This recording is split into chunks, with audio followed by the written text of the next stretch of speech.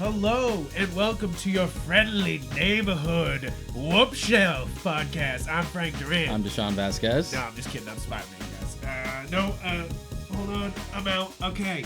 I'm just too hyped about No Way Home, guys. I had to dress up as Spider-Man at the box office, and then I had to dress up for the podcast just a little bit. As my favorite Spider-Man, but there's plenty of favorite Spider-Man here. I think that we got lots to talk about today. If you have not seen our other 2 Spider-Man episodes we've already done, covering the Sam Raimi films and then the Mark Webb films. And then the Mark Webb films. Today we're doing the I guess you call these the they're all John Watts. So John Watts. The John Watts trilogy, just by extension, just like all the Spider-Man MCU appearances and stuff. And basically, so we're gonna so if you've seen those episodes, you know we got deep dived on each of those. And today we're gonna deep dive on No Way Home, but but we're also gonna talk about kind of our feelings of Tom Holland in every MCU thing we've seen him in, you know, and basically kind of bring this whole big conclusion of kind of like No Way Home is a big conclusion to the whole Spider-Man thing we've been going on. Yeah. I mean, how good were we at this, though? We did the retrospective, and then, you know what I'm saying, guys. So what I'm saying is we can't talk about this movie without spoilers. We can't. If you have it is very difficult. I've seen reviews of people trying to, like, sidestep it to a non-spoiler section and then getting to spoilers later. It's too vague. It's too vague to, like, do. And plus, by the time this comes out, it'll have been a couple weeks. So, guys, this is going to be a spoiler-filled review. I'm sorry. Right off the bat. Right off the bat. I mean, if you want to know, like, the very short review that from me, this is the best MCU movie. That's it. It's not the best Spider-Man movie, but it's still great. For me, I'm not quite there, but I need to see how I feel about it as time goes on. Yeah. As far as its ranks in the overall greater MCU. For me, coming from someone who wasn't crazy about Homecoming or Far From Home, this one I liked. Yeah, I think this is the meme where it's they're making fun of Game of Thrones and it's the drawing of the really nice horse and then it's a children's drawing at the end. But it's the opposite. It's a kind of poorly drawn horse and then it's a horse on fire at the end here because that's what this is that the other John Watts Spider-Man movies, which we should just jump into, guys. We're gonna go into we're gonna talk spoilers for all 3 of these movies, but the non-spoilery thoughts are a positive one, a very positive one. So guys, go. Basically mine is that this is a great theater experience. Go fucking see good this theater experience that doesn't wholly rely on nostalgia to carry it. Yeah. So go now. And for those people that don't want spoilers, go now. All right. And then now we're talking spoilers. So right off the bat, earliest appearances for Tom Holland, going back to first impressions of him in the post TASM 2 had fallen flat on its face. We were sort of unsure of the future of Spider-Man, and then there was the announcement that they would incorporate it into the MCU. So they were okay, are we bringing Andrew Garfield over, or are we recasting and rebooting this fucking thing again? Turns out the latter, which made sense. We always thought the MCU, if they were going to do it, they'd want to do it from a clean slate. Yeah, they would want to start over. Exactly. And so we got that. So come Civil War, it was one of those things where I had, despite TASM 1 and 2's issues, especially the second one, I have a lot of attachment for Andrew Garfield's version of Peter and Spidey. Yeah. So it was just okay, I guess we're recasting again. So then comes Civil War. I'm okay, my suggestion is if you're going to do this again, 1, the costume should look like old school Stan Lee, Steve Ditko, and it should have the web underarm stuff. And they're just yeah, that's basically what we did. I'm okay, that makes sense. Okay, that's cool. Very scaled down. It has the techie stuff later on, but as far as the core concept of the design, it's very OG Spider-Man, tiny little spider, not overly stylized, no raised webbing like the Raimi suit. Even the final suit of this movie is so just the Stan Lee suit. I was very blue, very shiny. I was holy shit. I gotta get a better look at that suit. Yeah, I had to somebody had a screenshot this morning and I was looking at it and I was whoa, and it's very very like Yeah, it's funny. good. It's like Stan Lee would have designed it himself, you know, like it's funny. So Civil War, like what little appearance he has, even though it was like the big thing they pushed, especially after that third trailer. I liked it. I thought it was a really good first impression. It made sense that they didn't really go into the backstory like just yet, because you're just like, you kind of know the score. We can kind of start in the middle here. We can sort of start in the middle here. I thought the performance was great. I liked how subtle about it they were. And I just think it's one of those things that we'll get into later on. But the way Marcus McFeely writes Spider-Man in the crossover stuff, versus the way like he's written in his own solo movies, always had like a major disconnect to me. Yeah, and I don't disagree there. Yeah. I think that he comes across like it's different. It's different. It's like it's almost an earnesty thing. Yeah, that's there, and also kind of more the humor. When he's fighting people is around when he's in the crossover stuff, you know, like, because in his own movies, he's a little quippy, but like, it's like, it's not too heavy, you know, like, and, so, I mean, I agree. I think Civil War is one of my favorite, of the MCU movies. And I think that it's so much fun just like having him show up. And just being like, it's Spider-Man, bitches. You know, like, you're like, hell yeah. It's a lot of fun. So I thought it was a great first impression. Then we go to Homecoming. Yep. Which is like, she's like, okay, finally the first like solo outing. Like the way it was advertised, I was like, okay, I'm into this. They're really focusing on the high school stuff. It's kind of got like this faux like John Hughes thing going on that they're trying to aim for. I'm like, I'm down for that. It's a little techie for a young Peter, but you know, this is a different iteration, so whatever. And then going into Homecoming and coming out of it is just like, it doesn't...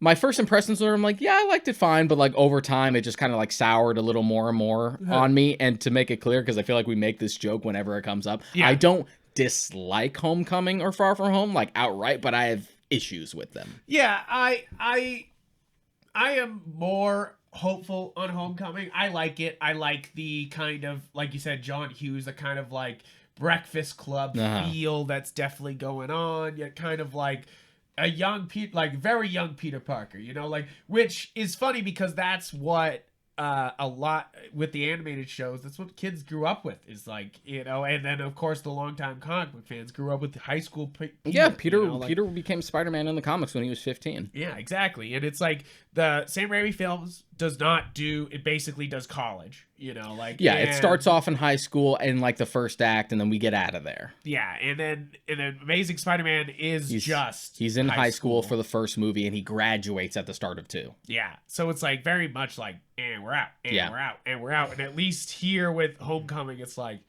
very early high school. You know, I don't know how, I don't know what year what it's supposed to be. I don't know how the animated show is going to work in freshman year. Yeah, well, I guess we'll just have to see when that comes out. So things I like about Homecoming that I want to address, just like the Iron Man-ness of it is a little annoying, but it also just makes sense, one, as a flagship, to be like, let's bring this in. The kind of cool thing about all 3 Spider-Man films is that they sort of have like a Marvel team-up attitude towards them. Because it's just like Spider-Man and Iron Man. Like Spider-Man teaming up with Spider-Man teaming up with Shield, and then you have like Spider-Man with Dr. Strange in the new one. And I do like that, because one of my favorite series of Spider-Man is the Web of Spider-Man, which is always him teaming up with somebody. It's one of my favorite lines of Spider-Man comics, and I always love Spider-Man teaming up with people. That's always one of my favorite things, just because I think that it's always fun for people to play off of Spider-Man. Almost more than it is just Spider-Man by himself, you know, like, and I do like that aspect of the MCU Spider-Man more than the other films, because, and they even address it in No Way Home, is that like very lonely existence in the other movies, you know, like not many other heroes around. And there's definitely also, it's just, there is a little bit of overcompensation, just because there's like, man, Spider-Man would never just get to play with the Avengers and stuff like that. It's like, it's okay. Not only is he in the crossovers, but he's teaming up with someone every fucking one of his solo movies. So it's all good. This is firmly in the MCU. We swear. We swear. Don't worry about it. Don't think about it. So I like I like Homecoming also also because, of course, Don Glover, I think, does a great job in it. And I think he's not in it much. Not in it much. I think all the teachers are great picks. Yeah, I think they're funny. Very funny. But I think my main problem with Homecoming, and they do fix it with the other two movies, is Homecoming has no stakes. No. It has no stakes at all. Everything is like very low stakes. Yeah, even in moments where it should be higher stakes than it is, like something as simple as when that bodega gets hit by like the laser when he's trying to stop those bank robbers. If this was or either the Raimi films or the Webb films, there would be graver consequences to this. The shop owner would either be dead or gravely injured after that, as opposed to like, yeah, and it would add to the guilt, and it would add some like, you know, some pathos. Yep. There are consequences. And I think that that's the main problem, I think, with the first film, with Homecoming, is that it's trying to be light and breezy, and you're kind of like, why are we spending a movie doing light and breezy Peter? Like, yeah, like, you're just like, wait. And I get the conceit to like try and differentiate it from the last two iterations. So like we'll go real low stakes, kind of street level. Yeah. This is just kind of simple adventure just to sort of ease you in, and then maybe we'll do some darker stuff later. It's just like, yeah, I get that, but also get on with it. That was kind of like my attitude, especially since a lot of things surrounding Homecoming I think really work, that would even accentuate it further if it was a little more dramatic. Like, I love Michael Keaton as Adrian Toomes in this movie. I don't like Vulture in the comics much. No, I love Vulture. You're wrong. You're wrong. That's Vulture's fine. Great. That's fine. That's fine. I like Scorpion, which is even an weirder opinion. Yes, but I always love it was always just Vulture one of those things because it works so well with him, with their fight styles together. You know, I think it's like. But it's just one of those things where like it wasn't a villain I really cared about, but I was just like, okay, but I'm open to it, and I like the sort of like working class man, like screwed over after Avengers 1, after the Battle of New York, and so it becomes like a literal scavenger, an actual vulture. An actual vulture. Like the way he's characterized in this, almost it feels like a Raimi style reinvention. Yeah, it definitely does. It definitely does. It's funny because that's the movie he thought he was making next. And Spider-Man 4 was supposed to be Vulture, you know, like, so maybe they did just steal some ideas. And they were like, and we're going with that. So a lot of that I really like, and the sort of like the parallels between the two. To be honest, my favorite scene. I think Michael Keaton is fantastic. Yeah, to be honest, my favorite scene in the entire movie has no Spider-Man action in it. Yep. It's the scene in the car. Yeah. It's the scene in the car where he has that like dark conversation about it when he just figures out who Peter is. Right? Like that's the best bit. It is. I absolutely. I think that's why a lot of people like this movie, is there's a lot of good ingredients here for Homecoming. It's just, I don't know if it all comes together in the end, but overall there's so much good shit going on. You know, like it's just the lack of consequences and kind of like, I don't know, nerfing the guy. I don't know what it is. And like, because you decided to forego the Uncle Ben stuff, which I get the arguments, especially given like the way how much they were emphasized, and like as much as I like TASM 1, like even if you like TASM 1, we didn't really. It was one of those things where like you can argue till you're blue in the face as to whether we really needed to do the origin again. Yeah.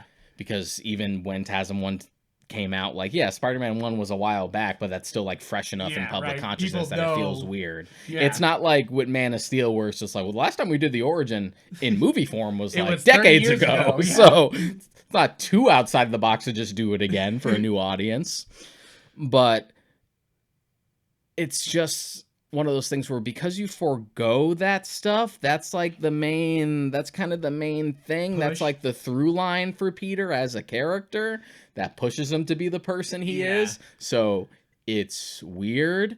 It'd be like, even if you don't do the death of the Waynes in a Batman movie, it's weird to at least not even bring up the Waynes. Yeah. It'd be like trying to do Batman while saying that, like, oh, the Wayne thing wasn't the thing. Yeah. Like, it wasn't the thing that pushed him. It's like, that's kind of the catalyst. Yeah, you're like, you can't move that fixed point. Yeah, exactly. That's the thing. Like, and I think that, I don't know about if that's the thing is that they do bring it around in No Way Home, don't they? You know, like they mostly bring because they just kind of shift it to someone else. Yeah, they shift it to somebody else, but like at least they do get to it, and they do kind of allude that this is supposed to be the start of something different. You know, like after this, and like all this before was like pre full Spider-Man. You know, like you're just it's a good lampshade. I'll give them that. It is a good lampshade. I do think that Homecoming, like Michael Keaton's there. Tom Keaton's Holland's great. Very earnest. Yeah. I think that of course hiding MJ is a little.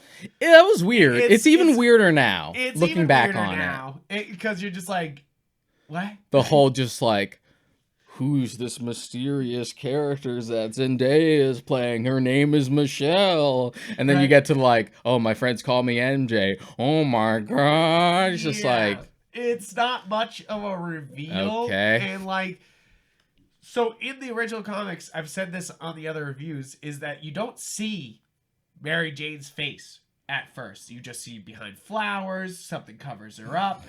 She's alluded to absolutely gorgeous, but you never see her face. And like, I get that's what they were trying to go for here, was like to hide MJ's, you know, like, but like everyone knows who Zendaya is. It's not like you. Like, even then, who Zendaya is, you know? Like, so it's not like she was hiding in the background and you're like, who that? And the fact that, like, Peter's going after Liz in this first one, you're like, well, I know that ain't gonna last. Exactly. I mean, I do like... And the way she, like, continues to pop up is just like, I'm important. You just wait. Yes. I think that's definitely... an issue of the plot is like weird marketing shit. You know, like another thing that bugs me is how much this version of Peter, which really started on Homecoming, because you do have the thing where it's just like, I built you a suit. Yep. So it's like, okay, that at least circumvents the thing that everyone criticizes about Spider-Man. It's like, how could this kid who's like 15 years old make this beautiful costume? Especially since, you know, it gets destroyed and he probably has, like, multiple copies. Right. How did he make this? So you're like, Tony Stark made it. There you go. That explains why it's a little more high-tech. You have the expressive eyes. There you go. But then we get into, like, the more techie stuff, like drones and stuff. And I always feel like that fits an older Peter a little better when he's been at the game for a while. Yeah. Which is something the PS4 game does really well because he's been Spider-Man for 6 to 7 years in the PS4 game. He's already so he's been at it for a bit. He works as a scientist. Yeah. In the game, you know, like I think that's kind of the issue here is they're trying to have all the best parts of Peter at the same time without growing into any of the good parts. Not about only Peter. That, and then cherry picking stuff from Miles too. Yeah, I mean that is definitely. The one thing I still kind of can't forgive about this MCU Spider-Man is just literally taking Ned and taking Genki and just giving him Ned Leeds' name. Literally the heavy-set Asian best friend who loves Legos and is sort of like his tech guy. They just steal it, and it's kind of fucked. Yeah. In a way, it's like really fucked because even the idea that like Peter goes to like one of the like the nicer, almost like magnet schools just based on like his achievements academically is also more of a Miles thing. Yeah. More so than Peter. So you're like, I don't like that. And it got to the point where like because they did that, because Homecoming had cherry picked so much from like Miles's stuff. The Into the Spider-Verse writers had to circumvent around that because of what Homecoming had taken and sort of alter Miles a bit to fit, including the fact that like Genki's in Spider-Verse, but he doesn't have a speaking role. He's just kind of there to be like, this is my roommate. We'll do something for him later because they basically used Genki. Yeah, and it's kind of sucks. Yeah. Because it's one of the better original things that's happening in the Miles story, you know, is like having that like partner, you know, like, and then they totally just steal it. And like, and I get it because it's probably, I know Bendis is a fucking, and Slott are both, like supervising on these movies, but also you're kind of just like, that's weird. It's weird to steal, like, just steal very a loose character. Consultants though. Yeah. Very much so. I do think that that's I think my problem with Homecoming. I do like Far From Home more. I do. I will constantly say that is that I think Far From Home strikes a lot more balance with me. Yeah, I like it. I do like it more as well, but it's just one of those things where like it went from like I like it a lot more to like I kind of like it marginally more. It still has its own issues, but it is better. I think that it does a few things right. First off, Jake Gyllenhaal's absolutely fantastic. Mm-hmm. Bringing in Mysterio finally is a dream come true. Mysterio is one of my favorite villains. I thought they would never do him right, and they do him right here, you know? It's funny because, like, one of the things they also toyed with in the Raimi films was to also do Mysterio at some point, and what they wanted to do was reveal that, like, Mysterio is played by Bruce Campbell. Really? So That'd it's just been funny. So it just canonizes all those appearances as Mysterio, oh, man, which would be like, so good. Damn it. That's why he was fucking with him. You know, like that'd be incredible. I do think I think that Mysterio is one of those like villains that I've always loved in comics, and to finally like see him done well and done with a very serious actor. Like, yeah, you know, and the way that they're able to like sort of cleverly like modernize the conceit of Mysterio with like the illusions, you're just like, okay, projections and drones and stuff like that. You're like, and cool. The fact that he literally wears like a mocap suit is hilarious. I'm like, okay, I dig all of this. Yeah, instead of just being like illusions, you know, or just straight up making him magic. You know, like I do love the little twist of that, like he pretends he's from another universe to be the better hero. Yeah. It's definitely a nice, like, it adds a lot. It also gives you an excuse to sort of use Hydro Man, but also not, because ain't nobody gonna make Hydro Man a main villain in one of these movies. Right? You're like, come on, man. Yeah. Give me Hydro Man. But I just want Hydro Man, man. I just want my Rhino and I want Hydro Man. That's my guy. Is Hydro Man. But I do think one of the best parts about Far From Home that Homecoming gets just so wrong is the way Spider-Man action is handled. And I think that's also a problem with all the other movies, is that it's one of those things that in the comics it comes across as Spider-Man being very, very fast. And when it comes to like the most dangerous situations, he's always moving, always swinging, always pushing through. You know, like that's one of those main like Peter elements, is that he's gonna push through this. He's gonna get through because he's Spider-Man. He's gotta, you know, like that's like whole lifting thing over his head thing. You know, like, and that's that train sequence in 2. Yep. And it's like, it's one of those things, it's one of the main things. And I think they actually capture how fast and quick Spider-Man can be in this movie better than until No Way Home, better than they have in any of the other movies. Like, and it's, I'm just talking like pure feeling of speed and swinging, you know? Yeah, like, that's fair. In the action sequences, because usually in I the think Raimi a films, lot he of just elements of comes in and I kicks feel like them. in a lot of elements of TASM 2 they also got there a few times. A few times. Yeah. A few times. But that Just movie's speaking a mess just that you speaking just, on like, action you're just sequences like, in a bubble. Yeah. So it's one of those things you're like, yeah, it's good that the stakes are higher. Yep. I like Jake Gyllenhaal in the part a lot. I do. The thing that I think holds back this movie, and they still lead into it very heavy, and then they lead into it in No Way Home, is of course the blip, and how many of these people actually disappeared for 5 years. And I like how they're trying to, why it's weird, and how it's weird. Yeah, because you get that like one student that like they knew, who was like younger, and now he's like their same age or like a little bit older than them because it's been like 5 years. Yep, and also there's like older friends now that were in their class, but they want to hang out with their friends from that age, but he's not that age anymore. Yeah, you know? so they're like in their own little thing. And it's one of those things where like, I get that this isn't the movie to really delve into the existential crisis that is the blip in like, general. what? Like this ain't that type of movie, bro. It's one of those things that you're like, why are we spending Spider-Man time but doing it's also this? one of those things where it's weird how this film chooses to handle it. Because the blip would have like lasting effects, which is why I'm glad that like other shows that are a little more serious delve into it a little more. Like like Falcon and Winter Soldier does a pretty good job of being like, no, shit would be fucked up. This would be chaotic. Yeah. Like in the 5 years since you've been gone, like shit would have fallen apart. I think that's one of the things that they get so right in Falcon and Winter Soldier is they finally start to like really show off that like what the book did. The things that like bug me about Far From Home though is one, this is like one of the most unfunny MCU movies, which is funny because Homecoming was really funny, like genuinely funny.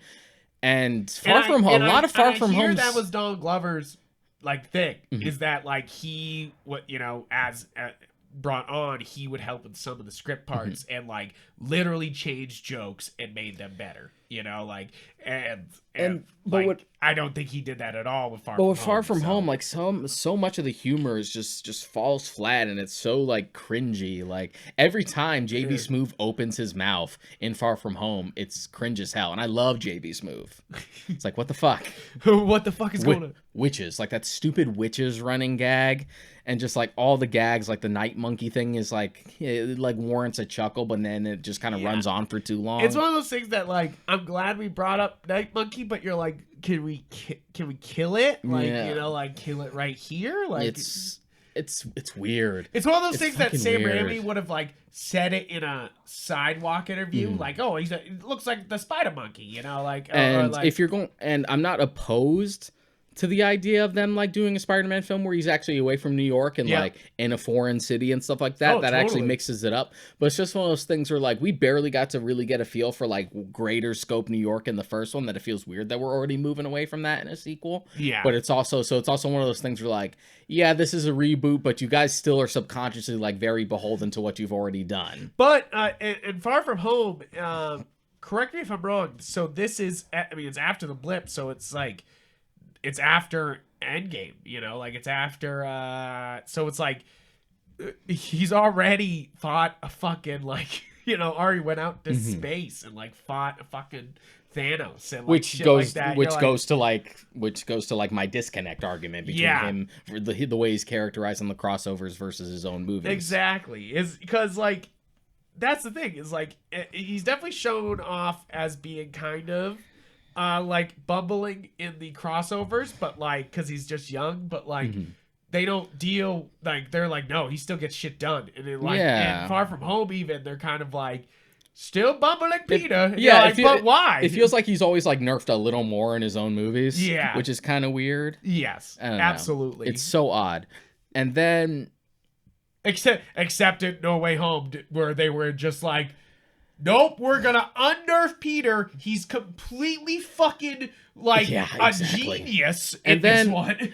So with Far From Home, another thing is I get you have to keep the connection with Tony. You were going to, even though I didn't really need more of it. Yeah. But because he had just died in Endgame, of course there's gonna be some emotion there, and there's gonna be some like leftover stuff. But it's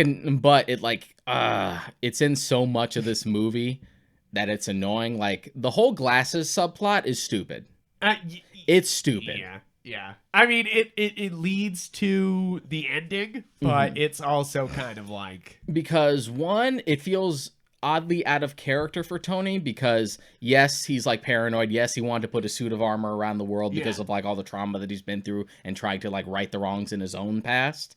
But it's just one of those things where like, but Tony would never go full like Winter Soldier with fucking like drones and shit. Yeah. That's kind of something we had already kind of done with like S.H.I.E.L.D.'s defection to Hydra in Winter Soldier. And Tony's not really that character, especially by the time you get to Endgame. He's really not that character, but this is clearly a recent project because it's dedicated to Peter specifically. Yeah. And then on top of that, like the whole scene where Peter... I mean, they're supposed to be like he got paranoid because of Thanos and the snap. And maybe, which could be it. Like, could be it. Like...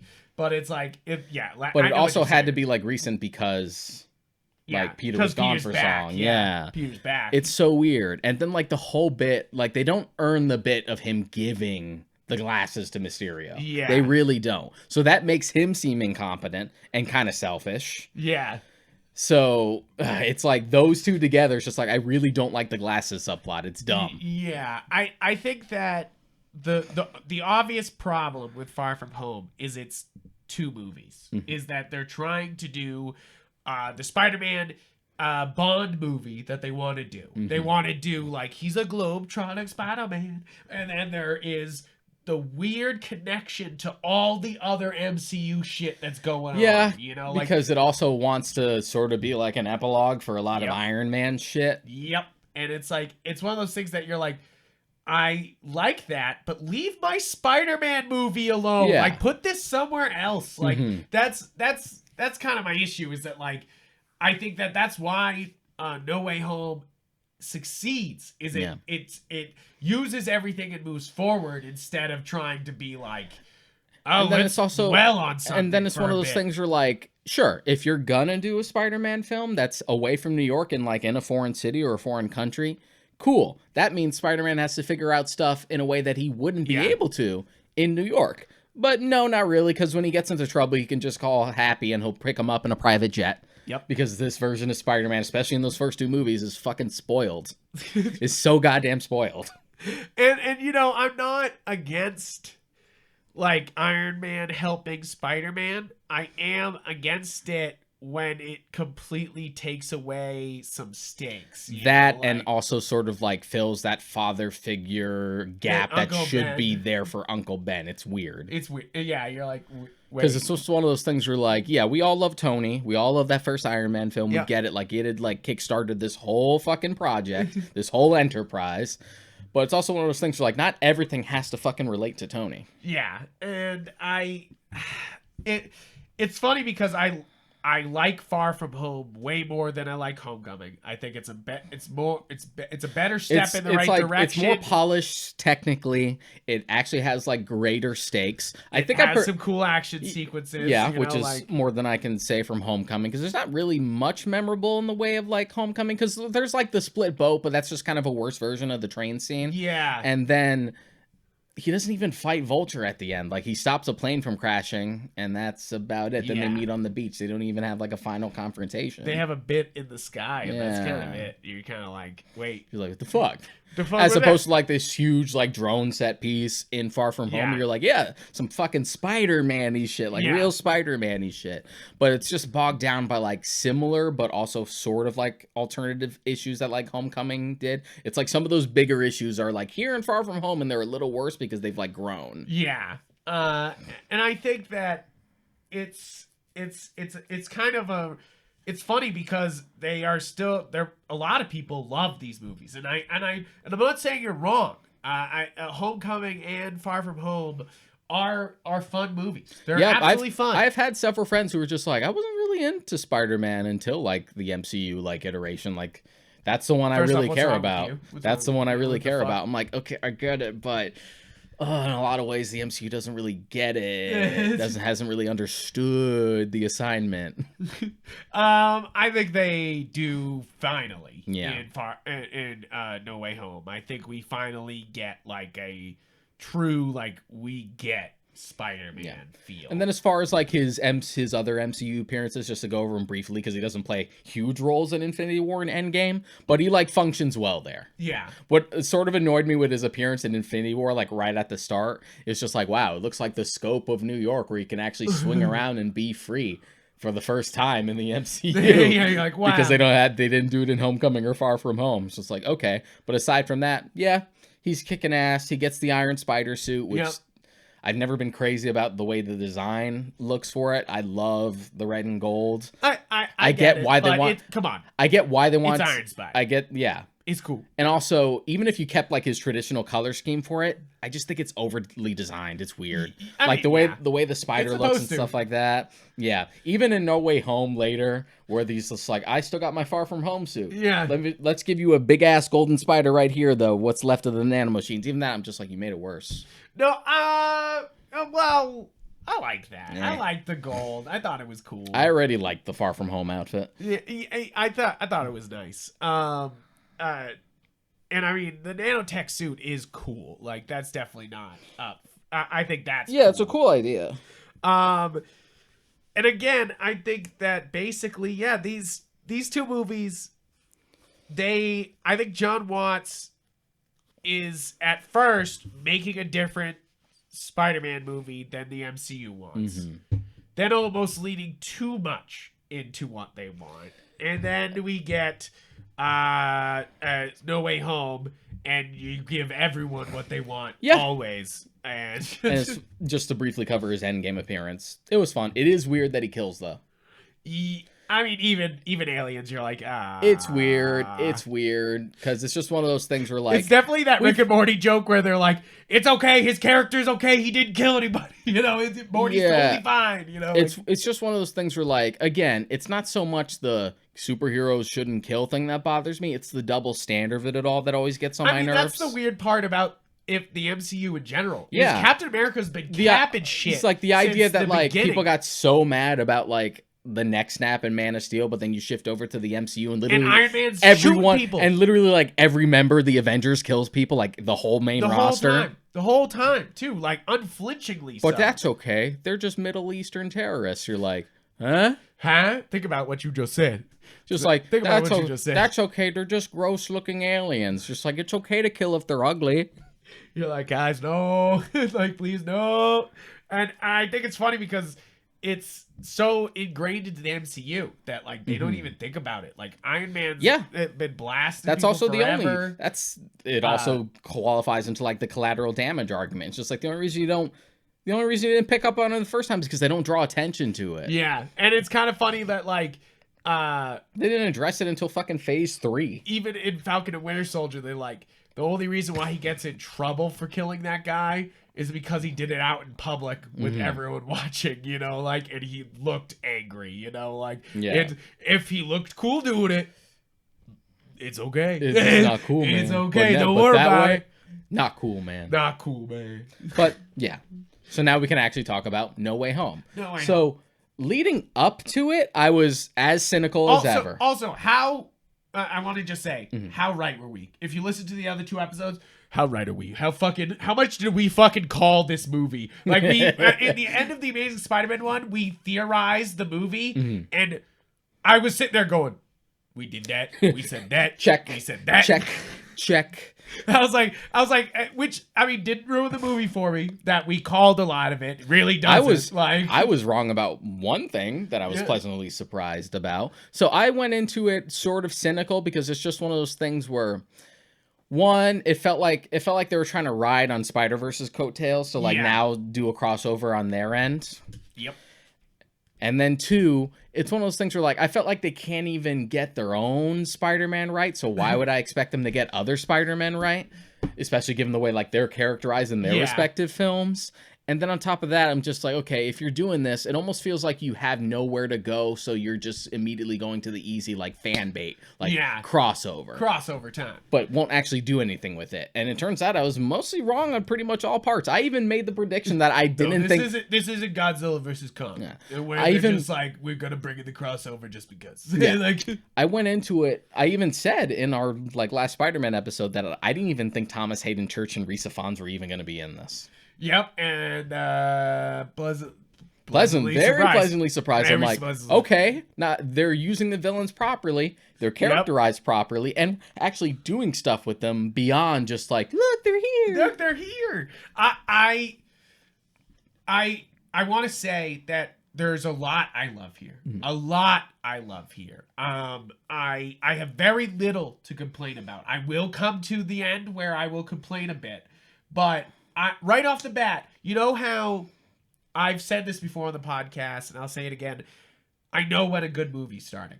It's one of those things that you can, like, smell it in the air. You can, like, you know, like, you start a movie and you're like, oh, this is a good fucking movie. You know, like, and it was that whole sequence of them running away that was actually treated with some fun. Instead of like, oh, this is so serious. This is so like Far From Home definitely does the whole time, where they're like, oh, it's so serious, you know, like he killed fucking Mysterio. This is very serious. It's like Far From Home. I mean, No Way Home is immediately like, we're still gonna have fun with this. Don't worry about it. And you immediately catch a different vibe for this movie, and I was immediately like, oh, this is going to be good. Mm-hmm. I was like, they're treating Spider-Man differently here. This is, Yeah.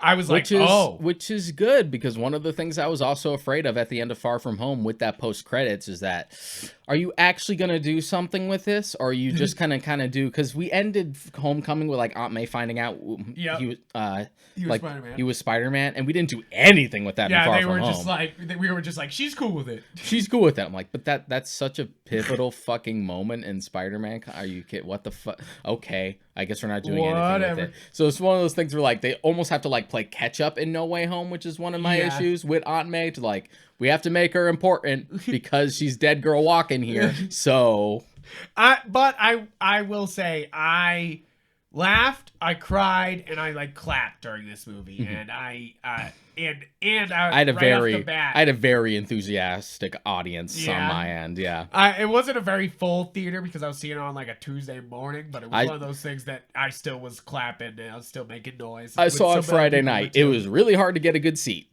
I'd like reserved my ticket in advance. I had to search through like, okay, which theater, which time has the best, Found like one seat in the second to final row in the back. Like right there, the rest were all fronters, and I'm like, joink. Ain't doing that. So it's like, okay, I'll just go by myself. Fuck it, let's go. Let's go. And I think that they're right off the bat, you know that they're treating Spider-Man differently. Mm-hmm. They're kind of understanding all of it more. Yeah. Like right off the bat, you're like, you could kind of tell they got more their feet underneath them. Like, to be John Watts, Tom Holland, everybody on set feels like they have their feet underneath them on this. Instead of Homecoming, where it's like, let's make up a new Spider-Man, and then Far From Home, where we're like, Bond Spider-Man, and you're like, oh, what? We just started the other one, and they're like, Bond Spider-Man. Spider-Man outside of his element, outside of New York. Oh, so that means you're going to do Craven? No, we'll do Mysterio. Okay. All right, I guess. Like, she's kind of right. Okay. Ooh, whatever. Seemed like the prime opportunity, but sure. Whatever you want to do. And it really, So. What? There is, I took sadistic pleasure in this film seeing Peter suffer so much. because like Homecoming has been so devoid of fucking consequences and actual stakes and actual like pathos and struggle. The fact that it just continues to bombard him the entirety of No Way Home is just like, yes, suffer. At last. At last there will be tension and drama in these fucking movies. I agree. I think that that's what really drives this movie, is that it does not let up. You know, like I think it's an actually pretty well-paced movie. Yeah. Like, for a movie that is so well-packed with stuff, it is actually does not feel like the usual Marvel, like, which was like pacing problem. That, and it was another concern because, you know, we've seen twice over what happens when Sony tries to bite off more than they can chew. Yep. They finally beat the third Spider-Man curse, you know, like they finally were just like, oh no, either it's bad, or it doesn't exist. Yeah, like they're like, nope, that is never happening. Yeah, it's like this. So this is it. They finally do it, and they do an amazing. So job. I like the foundation of how this goes. Just like everyone knows he's Spider-Man. Like he has like no privacy to himself, to the point where they have to like move into Happy's place to have some sort of anonymity.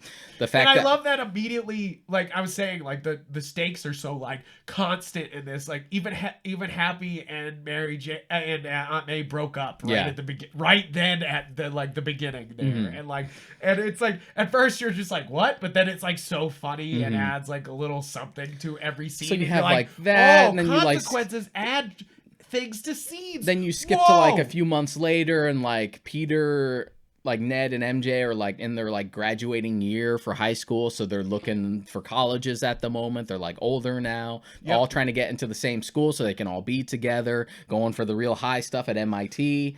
And because of Peter's reputation and just guilt by association, they can't get into any of the schools they want. Yeah, and you're just like, oh, and then immediately he after seeing some Halloween decorations, decides to hit up Dr. Strange, which I understand. It's like, what other snarky bearded father figure could I go to for help?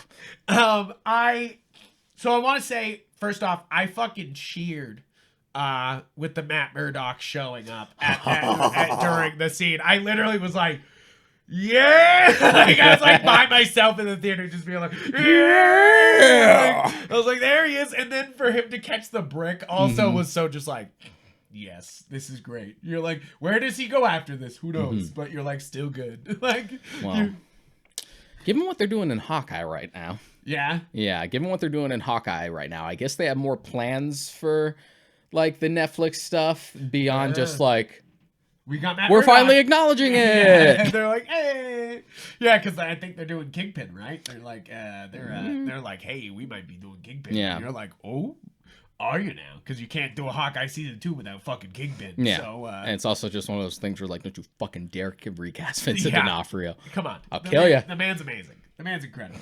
But yeah, and of course, Matt Murdock is fantastic. Yeah, it was like great. He just blends It was great right to see him, and because he's there, it just like by extension validates the rest of the Netflix stuff. Yeah, I mean, but also it adds that like it's a difference in that like Marvel team up feel that we get from the other movies, where it's like Iron Man showed up, and who the fuck shows up in this? Happy, I guess. Yeah, but it's like you got Nick Fury. You got Nick Fury. Yeah. It's like.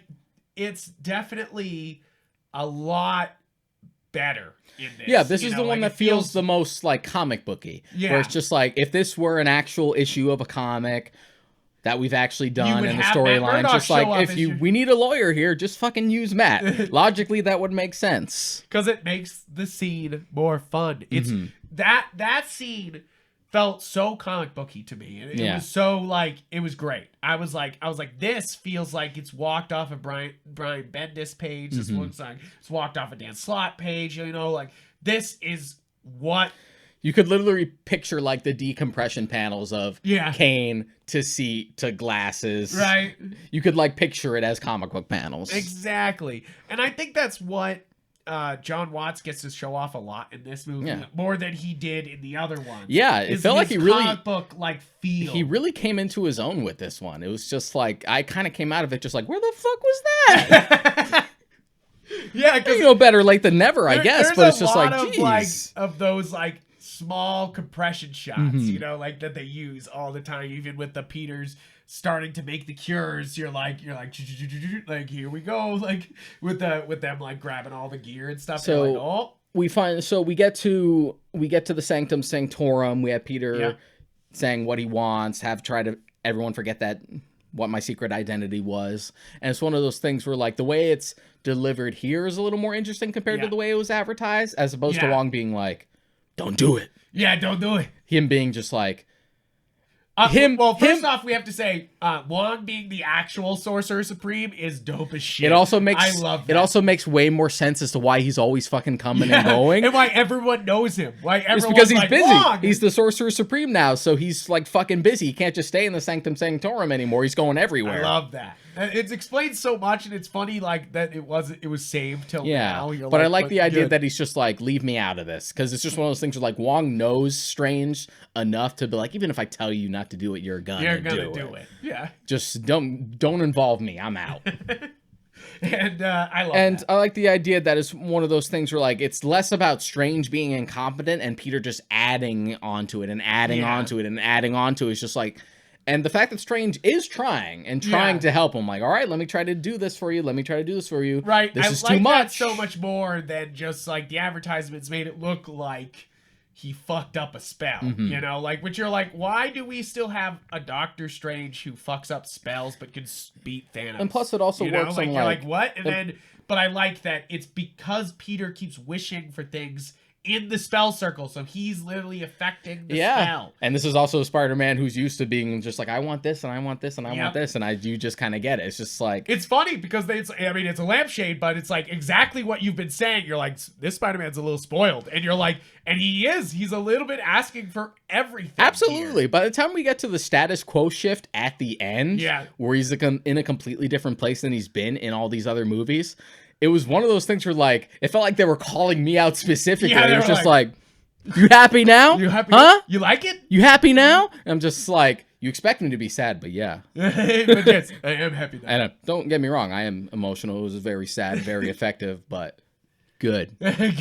Good. I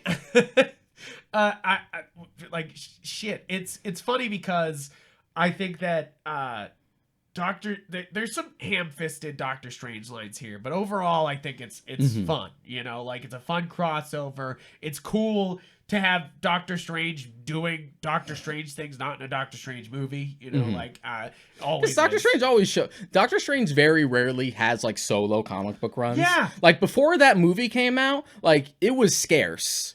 But of course, like once you get the hit movie, then it's just like now we can kind of push a comic book run out now, and people will get it. Like solo runs for Doctor Strange are kind of scarce. So Doctor Strange is always appearing in other people's books like this. There's just like, can you help us do a magic shit? They'll even end. I've seen so many comics end with like, we gotta ask somebody important about this, and then they're at Dr. Strange's house, Strange, you know, like, and you're like, yeah. They're always just like, can you help us do a magic? Just like, I can help you do a magic. And that's kind of what's happening here, and that's what makes it so fun. Is that like, I think there's a lot of lessons from Into the Spider-Verse here. I feel like the openness to the crossover, the openness to just kind of let things happen is instead of like trying to fucking explain it constantly, you know, like is lessened here in a big way. So after that we get the big bridge fight with Doc Ock, which is pretty good. It's pretty fucking sweet. Pretty sweet. Yeah. Pretty good. And of course ends with Green Goblin. There are a few moments where, and to be fair, even Spider-Man 2 did this, where like they play kind of loosey-goosey as to like how long these arms can extend themselves out to be. What? Just like, seems like they can really stretch out, huh? I was thinking the same thing. I was like, how's he doing this under the bridge shit? That's what I was thinking, I was like, this is a lot longer than I kind of expect them to be, you know? Like, I guess cool. I do like that. I mean, to be fair, I think comics kind of do that too. Yeah. Where they're just like, no, don't worry about it. Don't worry about it. It's a style thing.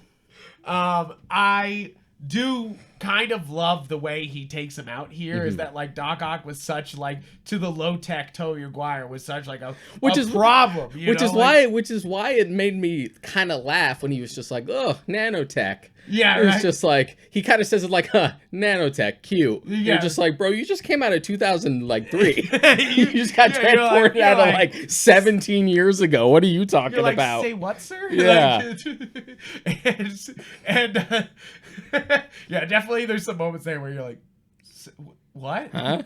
They're like, how'd you know about that? But I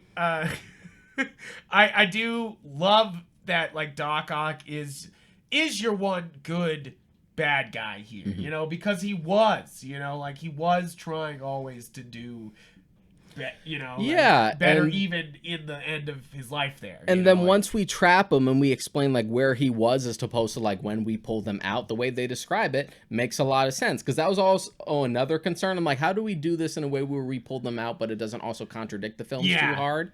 And the fact that like Doc Ock describes like I had my hand around his neck and I had built my machine. I'm like, oh, we literally pulled him out of the moment where he's choking Peter before Peter gives him the big speech to make him turn. We pulled him right at that moment. Yep. Like when he literally dies as Doc Ock instead of like his physical death. Yeah. You know, like it's like the idea death, you know, like just like right there before he like makes the turn and Peter like convinces him to change his ways. Just and we pulled them from there. It's like, okay, that makes sense as to why he'd still be evil, because it's like right before. He is absolutely, I want to say I think every one of the villains that's brought over. Yeah, but especially Alfred Molina and Willem Dafoe. It's like they never left. They never left. And okay, I mean, I've been saving this whole time. Green Goblin, Willem Dafoe. Oh my fucking god. Oh my god, he's so fucking good. Like, guys, I've always said Willem Dafoe is one of the best actors alive. I fucking mean it now. He might be one of the best actors alive, I think I like this performance even more than his in Spider-Man 1. Right? He's incredible here. He's so good. He's so... it's fun to see his face the whole time too. Yeah. Instead of doing like it would have been nice. Much as I was like, oh no. It would have been nice if he had at least had like green skin or something like that to make it look goblin-like, because that was like the only thing they were missing. Because I thought it was really clever how they did it. Now having the context where it's just like he had purple and green clothes that like tattered away over his OG goblin armor, so he had a hood. I'm like, That's pretty clever. Yeah, it's yeah, a way. yeah. It's a way to like make it more Marvel-y, but also like keep that like Spider-Man 1 costume. I like that. Yeah, I love the respect that's going on here. It's like a lot of respect for each one of the movies, but also making good changes. You know, like making MCU changes, I guess you can call them. So of course all the villains have been brought in, and we slowly get introduced to each one as Peter's going around. I do think the beginning of him swinging to see Electro and Sandman it's funny because it's like it's a beautiful looking scene, but you're kind of like, what's going on here? You're like, what's going on here? But it's like, but that's a lot of people theorize that wide shot was another one that they were editing out Spider-Man's out just because it's so pulled back. So wide, but it's a nice shot. Yeah. It's a really nice shot. And I think that's why they were just like, this looks gorgeous. Like, there's some nice places outside of New York that's not just the city itself. Yeah, I love that. It's just the way everything just kind of like keeps compounding. That's what's great about this movie. And they're pretty good because they didn't have to do homework aside from like making it make sense. You've already seen all these villains, which was what the advantage was and why I was sort of cautiously optimistic that they wouldn't like fall apart. It's just like, well, the other movies already did the work, so they can just kind of do it. Just do it. Yeah, right. They don't even And that's pretty much what happens. So we build up, we see Electro like reforming, and they do a nod to the Blue because like his body hasn't fully reconstructed yet. He says like the power's different here. Yeah. You know, like it's different. So you're like, okay, I wasn't too off of what my prediction was of how Electro was going to look different. Right. And then you have, like, Thomas Hayden Church, who's clearly like, this is definitely post-Spider-Man 3. So he's like, let me help you out, Spider-Man. I'm like, okay, Thomas Hayden Church is in this movie. Shut me up. Yeah, right? You're like, holy shit, and he's being nice. Like, I did like that, like, that all these people came back at that moment. So, like, it's not just like, oh, everyone be mean to Peter. For no reason. Electro. It's like they build to it. Like Electro comes back basically at the moment where he was like dying in TASM 2, where it's like his body was dissipating. So it makes sense that he's just like pure like blue energy when he does come into the MCU until he's able to reform a body.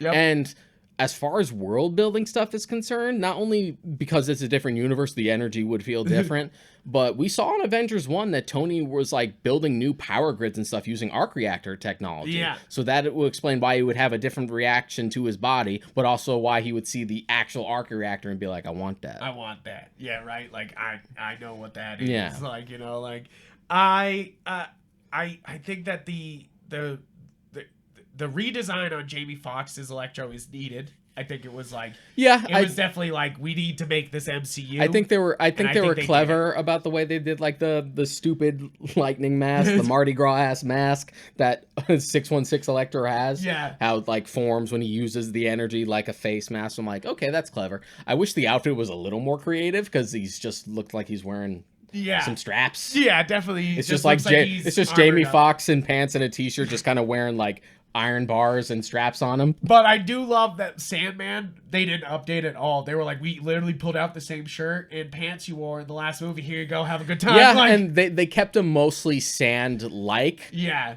Which was a pretty good excuse for them not to like also have to DH Thomas Hayden Church. Yeah. Because you can tell they're already spending a lot of money on Willem Dafoe for it. Well, no, they were DHing him. A little bit. There's a little touch-up. But they weren't like, they're not like replacing his face or anything like that. They just were like, he's not as old as he is. And to be fair, both Alfred Molina and Willem Dafoe still look pretty good. Yeah. But it's just one of those things. I haven't seen Thomas Hayden Church in anything in a while, so it might also be partially that. Where it's just like, you don't look like you're from 2007. Yeah. Yeah, right.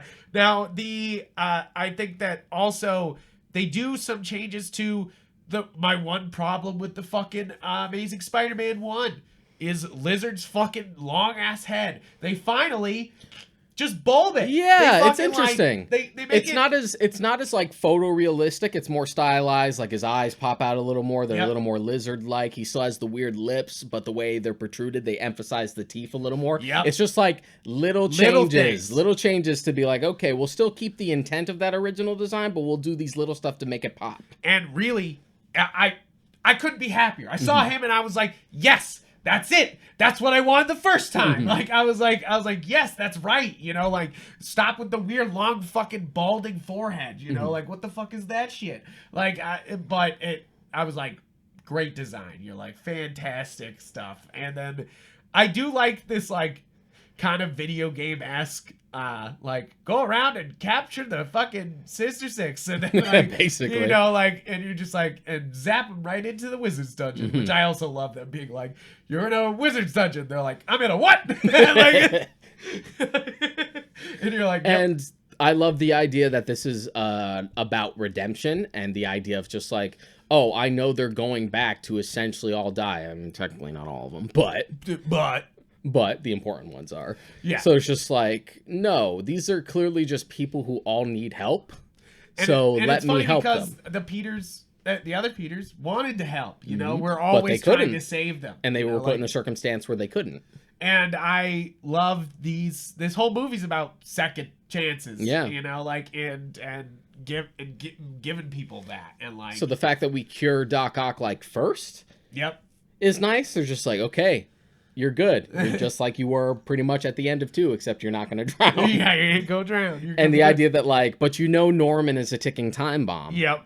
But the idea that they push the like sympathetic side is like, sometimes I'm just not myself. Yeah. Because it was like a split personality in the original film. Right? Yeah, that's the way they played it up. And it's like, and I love that that's a big part of it. Like him talking to the voice, like, you're weak. Like, you are weak. It's just like, oh, I've missed you so much. Yeah, I missed you so much. You're just like, yes, Willem Dafoe, you're so fucking good. So, of course, that fucking turns, and we get, like, the big destruction of poor Happy's apartment, and then we fucking kill Aunt May. Wait, hold on. You are jumping there. Because there's... we have the Dr.Strange fight, which is That's because, true, like, there's this whole conflict of, like... Which I do like in this, is that Peter knows he can save them, and Dr. Strange is like, they're dead. They're dead. What do you mean? And he's like, and it's this big drive to save them all. Yeah. And I said this in previous ones. That is one of the most important parts about Spider-Man, is that at his heart, he wants to save everybody. And it doesn't come from like a selfish thing. It's like he if he can, he wants to. Yeah. You know, like if he can save them all, he wants to do it. You know, yeah. like, and it's like, and I've always loved that about Peter. I've always loved this, like, no matter how much this person has destroyed my life, I'm going to try to save them still. Yeah, the Doctor Strange fight was presented in a way where power scaling is always a tough thing with like superhero stuff. Yeah, but the way it's executed like made sense to me.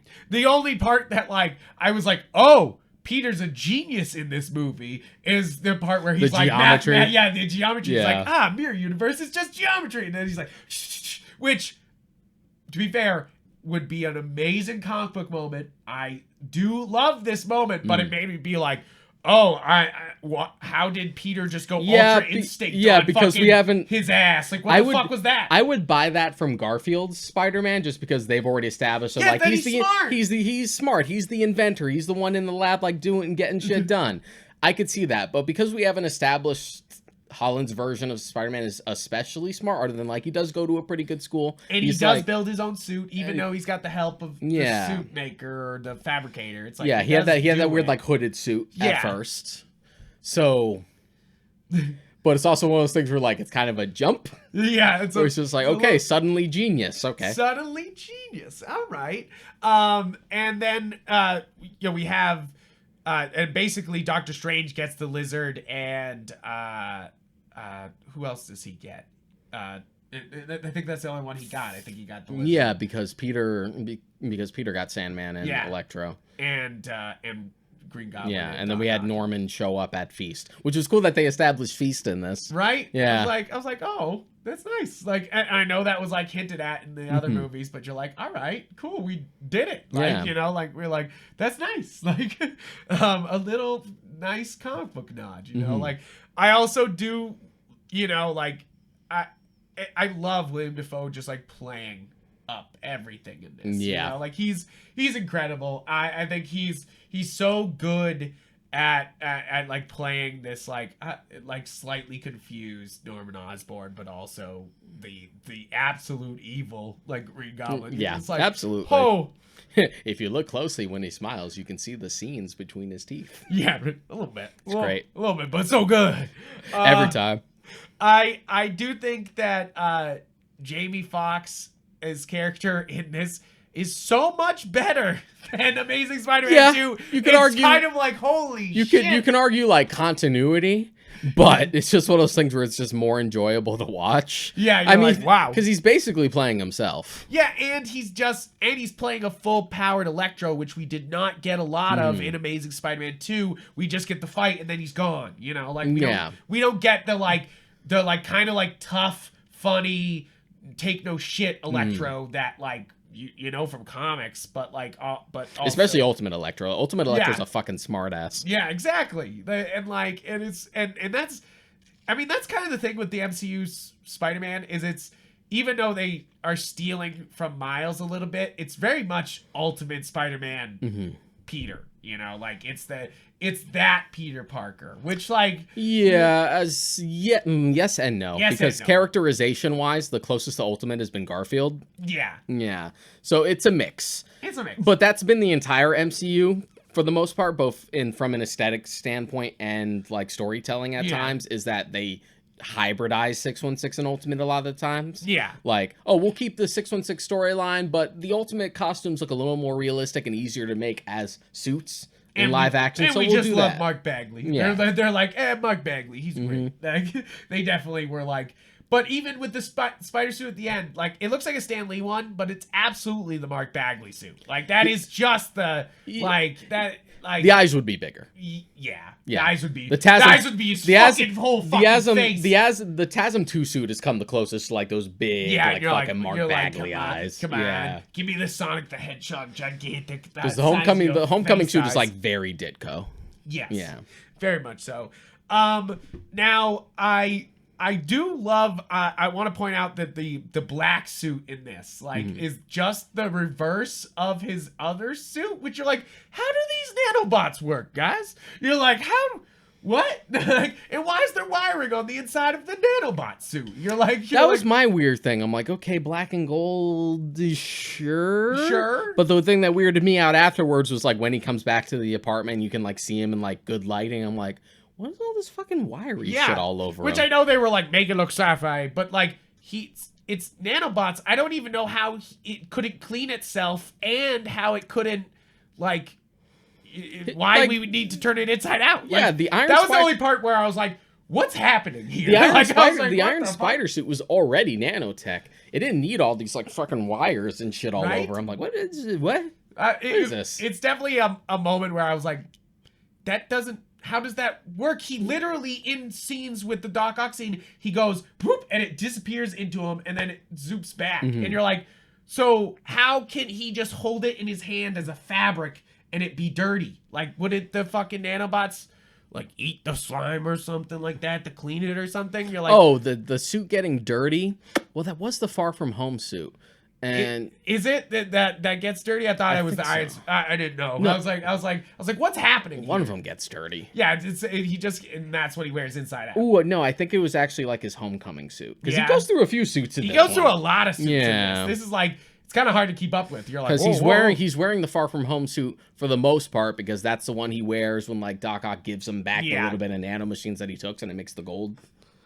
Which is why I'm kind of like confused at that part because like you're like, wait, so which one was the dirty one? You're like, wait, hold on, because he cleans it before going. Yeah, to the hotel, but he has spare suits. They say Mary Jane cleans the suit. I mean, Aunt May cleans the suit. He goes up to the apartment and that's the suit he's wearing again. Yeah. So I'm like, wait, so that was the iron suit the whole time? I was like, it's probably the Far From Home one at the start before it gets dirty. Then he uses the Iron Spider instead at the fight and still has to keep it and use like the magic suit instead because it's still not clean. Then May finally cleans it and goes back to That's basic. all I'm saying is that it should have been actually a magic suit. Why are we doing this like slightly funny excuse that it's black and and black and gold? And you're like, why couldn't we have just been like Strange been like, instead of just an arm bracelet, here's a magic suit to fully protect you. Yeah. Like, what? He does it in the comics. He does it in What If. It's not out of the fucking question for him to give plot armor to our main character here. You know, like, you're like, especially this Spider-Man who's usually known for it.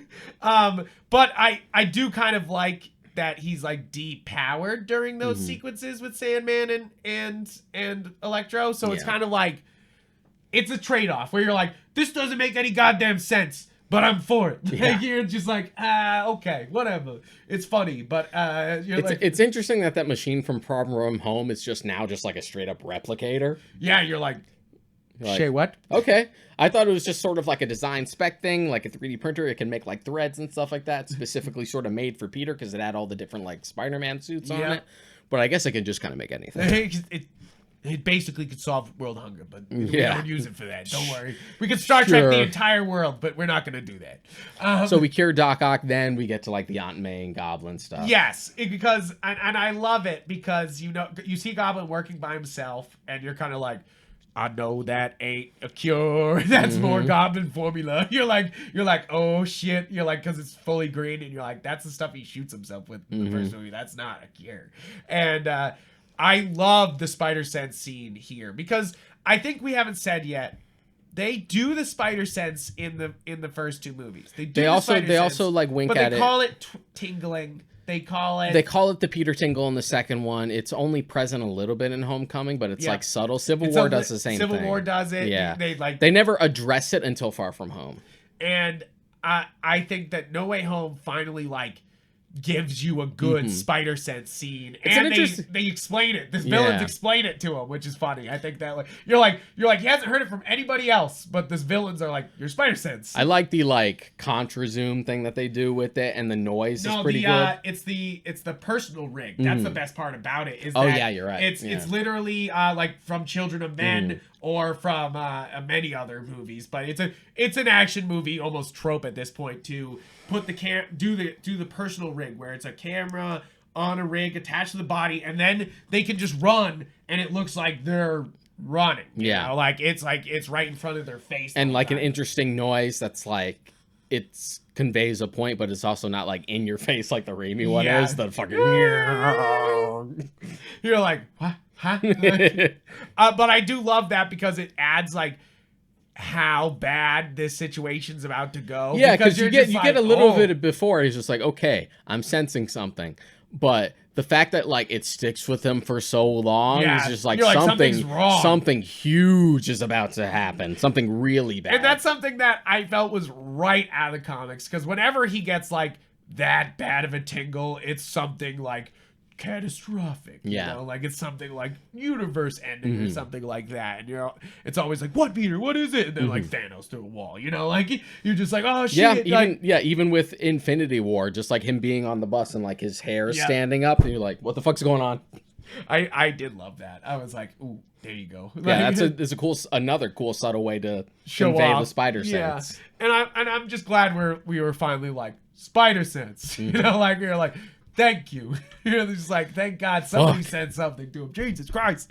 But I do love that whole scene of like, he just like immediately stops the Goblin, and Goblin's like, nah, you thought wrong, bitch. And like, sorry. And it just goes so sideways. And I kind of really love that scene because it feels so optimistic of Peter to bring all these villains to his house. Like, it's so optimistic of him, you know, like, and it's so very Peter Parker to be like, I know these are all very dangerous people, but we could save them. We can save them. And you're just like, it's not gonna go well. And it does not go well. Like you said, it builds to the death of Aunt May. Everyone breaks out into it. What an awesome fucking fight that was, though. Like, Green Goblin pushed him through the fucking building. You're just like, you're like, oh shit, dog. And like, it's not even like Green Goblin for like most of it. It's just like Willem Dafoe in a hoodie, just like, yeah, right. And it was said many times that Willem Dafoe said he would not do this movie if he couldn't do the stunts himself, and you could tell he's doing all the stunts in not a bad way. He's doing a great job. This isn't Norman Osborn. This is just Willem Dafoe's actual strength.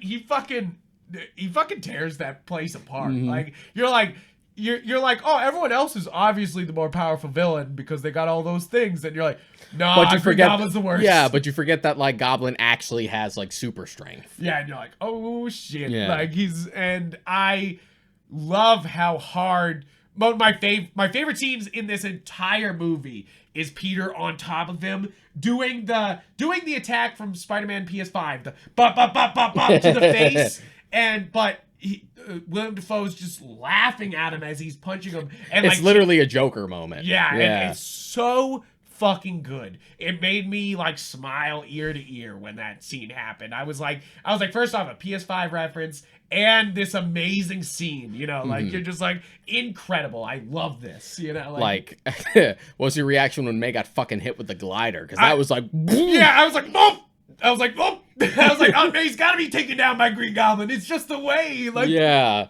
and the fact that she like stood up. He says like, "Thank me later" as he fucking leaves. You're like, you fucking asshole. Oh like, man, you're just like, you're fuck. You know. And then that bit where she like gets up and she's just like, "No, I'm fine. Yeah, I'm fine." Woo, woo. Okay, it's just all those things like, oh boy. Yeah, it's one of those things that they finally were able to do some quippy humor without fully fucking taking you out. Like a lot of MCU movies do the quips in very serious scenes and it ruins scenes. I was crying the entire fucking time. And like, I know it's a little compounded from all the Aunt May shit that I've always read. You know, like it's definitely not like, it's kind of like, it's better than Dumbledore, where it's like the Dumbledore in the books cried about him. Dumbledore in the movies, who cares? I don't know that man. Fucking Kent send him off a fucking cliff. I don't give a shit about Dumbledore. I barely know that guy. He's an asshole. But like in this, you're like, they finally were able to like connect you with Aunt May and then really drive home her death. Like really, it's effective. It doesn't affect me as much. Mostly because PS4 Spider-Man did it first. Yeah. Aunt May dies in the PS4 game. I mean... And she's also working at Feast. Yeah, that's funny. So they do that. They do that.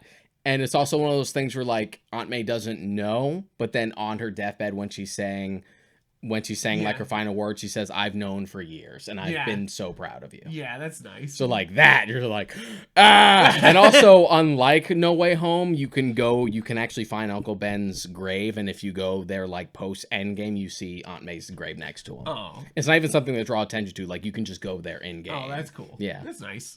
I do think it works. But it's not it's not to say that it wasn't effective here, but it's just one of those things where like it got to me first. Sorry.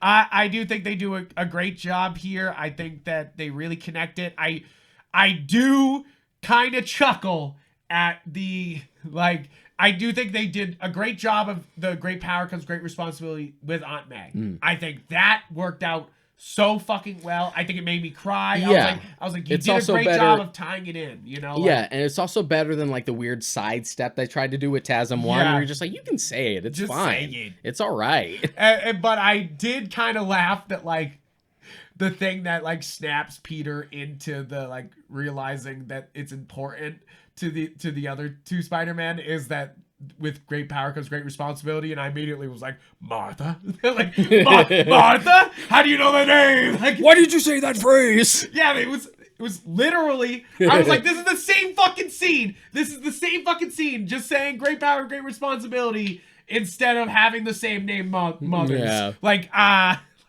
it's okay here. It's okay here.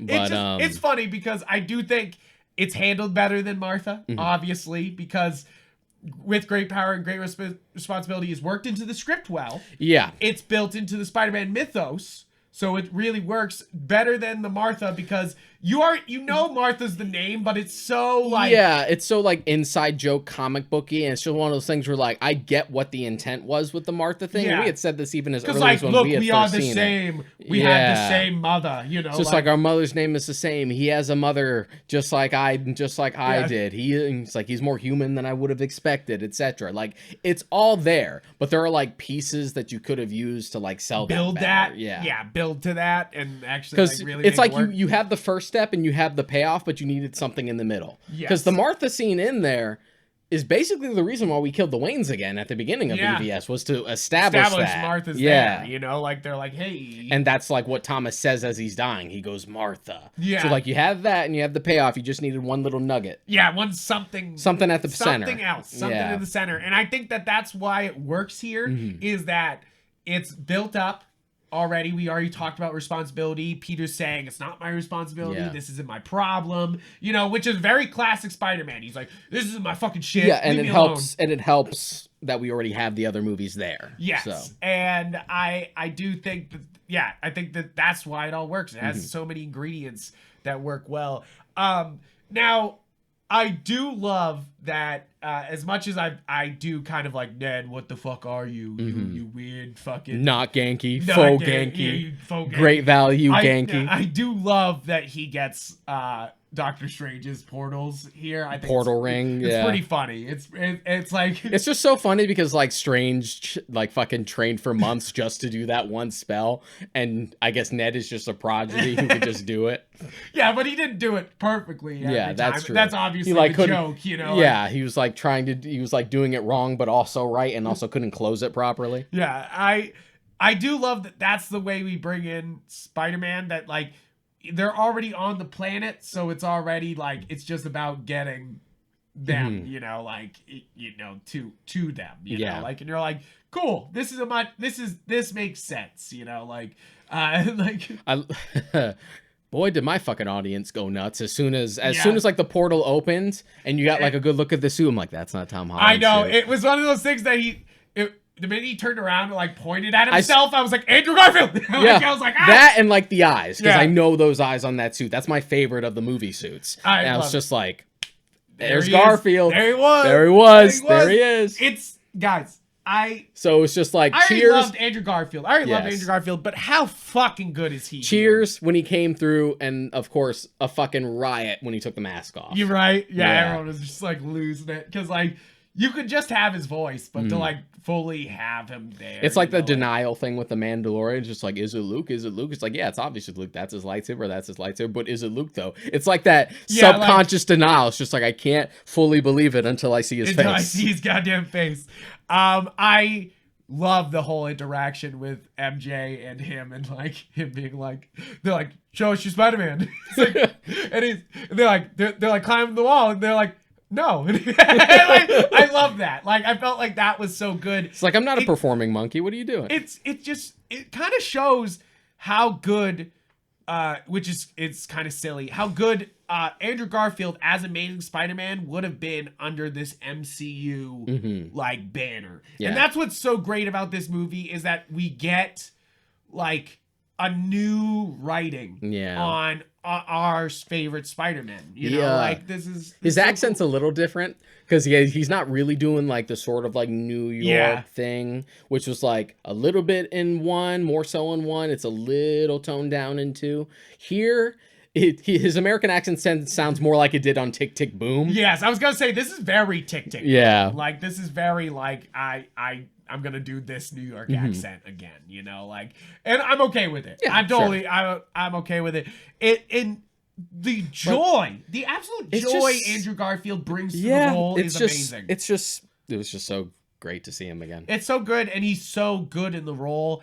And then it almost felt like cherry on top with Tobey Maguire also appearing in the same scene, like basically turning around and being like, all right, next one. And I was like, fucking what? Like, I kind of was like, keep going. I was like, keep going. And I do think that's one of my kind of issues with this movie, is that I do like how far they went. You know, like, it costs a ton of money to bring in those people. But also, in a world where we have Into the Spider-Verse, I was like, go further, you know, like, let's fucking see something. But there's also that like disconnect of just like, you know how the general public is. There's like, well, that's animation. Yeah. This is the live action Spider-Mans that we know already. It does kind of. And plus one could argue that like, this is Spider-Man, not Spider-Verse, you know? Yes. Yeah, to be fair, where's my Spider-Man? Yeah. You own it. Unless you lost it. No, I did not lose it. It's here somewhere. Spider-Man! This is definitely more, you're right, it's more Spider-Man, where they're like, okay, we're gonna finally have Peter Parker and Miles Morales crossover and take on some of the big bad guys. Yeah, you know, like which they kind of they held on to that for a while. It was surprising how long it took them to do an actual 616 and Ultimate crossover. You're like, it took them a long time. You're like, wait, hold on 1 second. Which this is absolutely fun. Yeah. Which is the reason. I'm sorry, you could see it. I wanted I don't know why. I guess I'm spoiled, but like I immediately was like, okay, now Miles. Like, you know, like I was like, this is very cool. Now Miles. You know, like I was like, yeah. And especially at the end, that's my Electro's little like like I thought you were black. Like I was like, where the fuck is my Miles? Like I was like, where the fuck? Well, I feel like with Miles, like there's ample opportunity, especially because we have Prowler and Homecoming to like for them to potentially just do their own Miles. So I don't mean to jump, but my that kind of brings up my problem with the ending is that when they start to come through and I can't hold them back. Why do we only see shapes of these characters? Yes, it's very fun. It's very fun to be like, oh, I saw Ryan, I saw Spider-Man, you know, like I saw Kraven. I saw Kraven. Yeah. It's like all those like fun things. And I know it would have cost a ton of money to design each one. You would have had like a design artist for each one of those things. Also potentially cast an actor that would never come back ever again. Yeah. But also it feels very Disney to do that, you know, like to be like, here's something you really want, but we ain't gonna do that. We can't.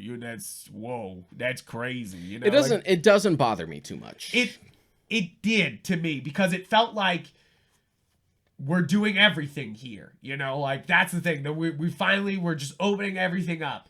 And then they were like, but not really, God, no. Except you have Into the Spider-Verse where they're like, we're going to open everything up. And then they're like, no, we mean everything. We're not fucking around. Like, and I think that's my only issue with this movie is that with like that kind of strangeness to the ending where like it feels like they want to show off more and they didn't, you know, like, and it kind of leads to, it leads to just Dr. Strange, like, kind of putting up this spell, and, like, it kind of, like, it's just that part of the ending is not very good to me. I think the whole Sinister Six ending is amazing. Yeah. I think that is very well done. But when you do a multiverse story like this, of course you got to have the plot point where it's just like, oh, the universe is fracturing. It's fracturing. But I get them not like going full on with it because like this movie already has enough fucking plates to balance. Yeah, it's so many plates. And I think that's what I think would have been the obvious problem is reason why they keep Venom to the fucking after trailer and they don't have Miles in this is that it is a lot, you know, like, and we're already doing a lot. Yeah. And so that's why I kind of forgive it, but it's also one of those things where you're like, don't tease me with nothing, you know, like, you're like, come on, just give me, if you're going to show that, like, at least have somebody break through, you know, like, that was the thing to me is like, push somebody through, you know, like, instead of just showing bunch of silhouettes of people floating towards to at least have something. like one thing like come through to like focus on. That's my problem there is that like we didn't have something scary come through. It's just like they're all coming through and you're like, what does that even mean, dude? You know, like, because are they gonna fall out of the sky and land in the water? Because that's not really a fucking problem, you know? Or are they gonna like zap all over the world like everyone else was? You know, like what? I imagine it affects all of Earth. So who knows? Who knows? But there's also something to be said about like sort of keeping it ambiguous as to like how catastrophic this might be. It would have been, because of course that's what multiverse. But bringing it back, to Toby and Andrew showing up, I cannot believe how good the chemistry was between these three. They had more. They had more chemistry than fucking Holland and Zendaya did. I know. I was like, and here's the thing: I actually kind of bought the relationship in No Way Home finally because I didn't really buy it in Far From Home. And it finally, like, I think clicks. I think it finally, like, it works. The MJ, but the way these three bounce off of each other is fantastic. It's like watching a Doctor Who crossover. It really was. Yeah. It was in a higher budget sense, you know, like I also love how meta it is at the fact that like. yeah, the Amazing Spider-Man films aren't as popular, so like Andrew Garfield's Spider-Man is like super self-deprecating, and they're just like, no, dude, you're amazing. I loved that scene. I want to say that's probably one of my favorite scenes in the whole movie, was some guy being like, no, you listen to me, you're amazing. Like, you say it, you're amazing. Like, I don't know why it's so nice, because it's like, it's literally coming from Toby, who like people kind of always thought would feel slighted by Andrew, but like obviously never held anything serious towards him. That was just fans being even weird. as far back as when they first made the announcement that Andrew Garfield was going to be the new Spider-Man. And of course, interviewers are like, let's ask Toby. Yeah, let's try to see if he gets mad, because you know how fucking interviewers are. Yep. He was right off the bat. He's just like, that's a great choice. Yeah, it's a good choice. And it, of course, he is. He's fantastic. He's fantastic. There was actually someone in my theater who went, Andrew Garfield, the best one. I don't give a fuck. And I think that's what's so great about this movie, is it's not an Amazing Spider-Man 3, but it's definitely like a big, like, that we love Andrew, and here's a lot of Andrew. Yeah, it works. It works. This film works to like also help like leave these two versions of Spider-Man in a better place than they were, because even though Toby at least got 3 movies, we left both Toby and Andrew on such depressing notes because we never finished those series. Right? They're just like, whoops, we thought there was more movies. Like, so the fact that like it's almost sort of like the older brother, the middle child, and like the spoiled little brother. Yeah, right. That's kind of what the relationship is like, because like Toby is clearly older, and they don't try to shy away from that. Yeah, and he's been at it for a while. It's kind of funny. He's the only one that doesn't look really. It's like, as much as Andrew Garfield is played as sad, like Toby looks sad. You know, like he just looks sad. Him not dressed as Spider-Man right from the beginning, which I love the joke. What are you gonna be, a cool swinging around cool youth pastor? Like, I love that joke. It's so funny. But it also plays to the fact, just like, I don't. That was also sort of a subtle dig, because it was like, I don't generally advertise that I'm Spider-Man. Yeah, right. That's just like. It was a little like. He's like, why do secret identities mean nothing in the MCU? It's weird. Right? It's so strange. I think that every scene, the moment that Andrew and Toby show up, the whole bit is amazing. The whole bit with just all 3 of them doing science. Yeah, that's my favorite bit. The whole movie.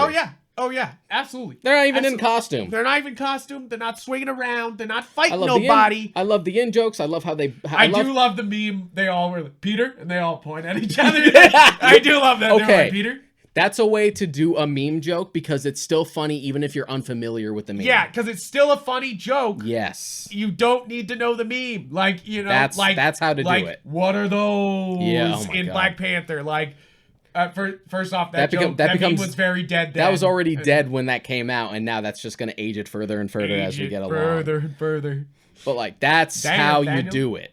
Yes, exactly. Because I think that's what happens a lot here. It corrects a lot of the mistakes the MCU is making constantly, of like taking away dramatic moments with quips, of including memes without fucking any restraint at all. They're like, will this make sense and be funny? No, it's a meme. Who cares? Like, let's have Korg and Thor play fucking Fortnite in Endgame. Yeah, that'll be relevant in 5 years. Which, although to be fair, it's been 5 years since Infinity War. It's even fucking bigger. I guess they were right on that. Yeah, like, damn, you guys were totally right on that. Even in a world where half the population disappears.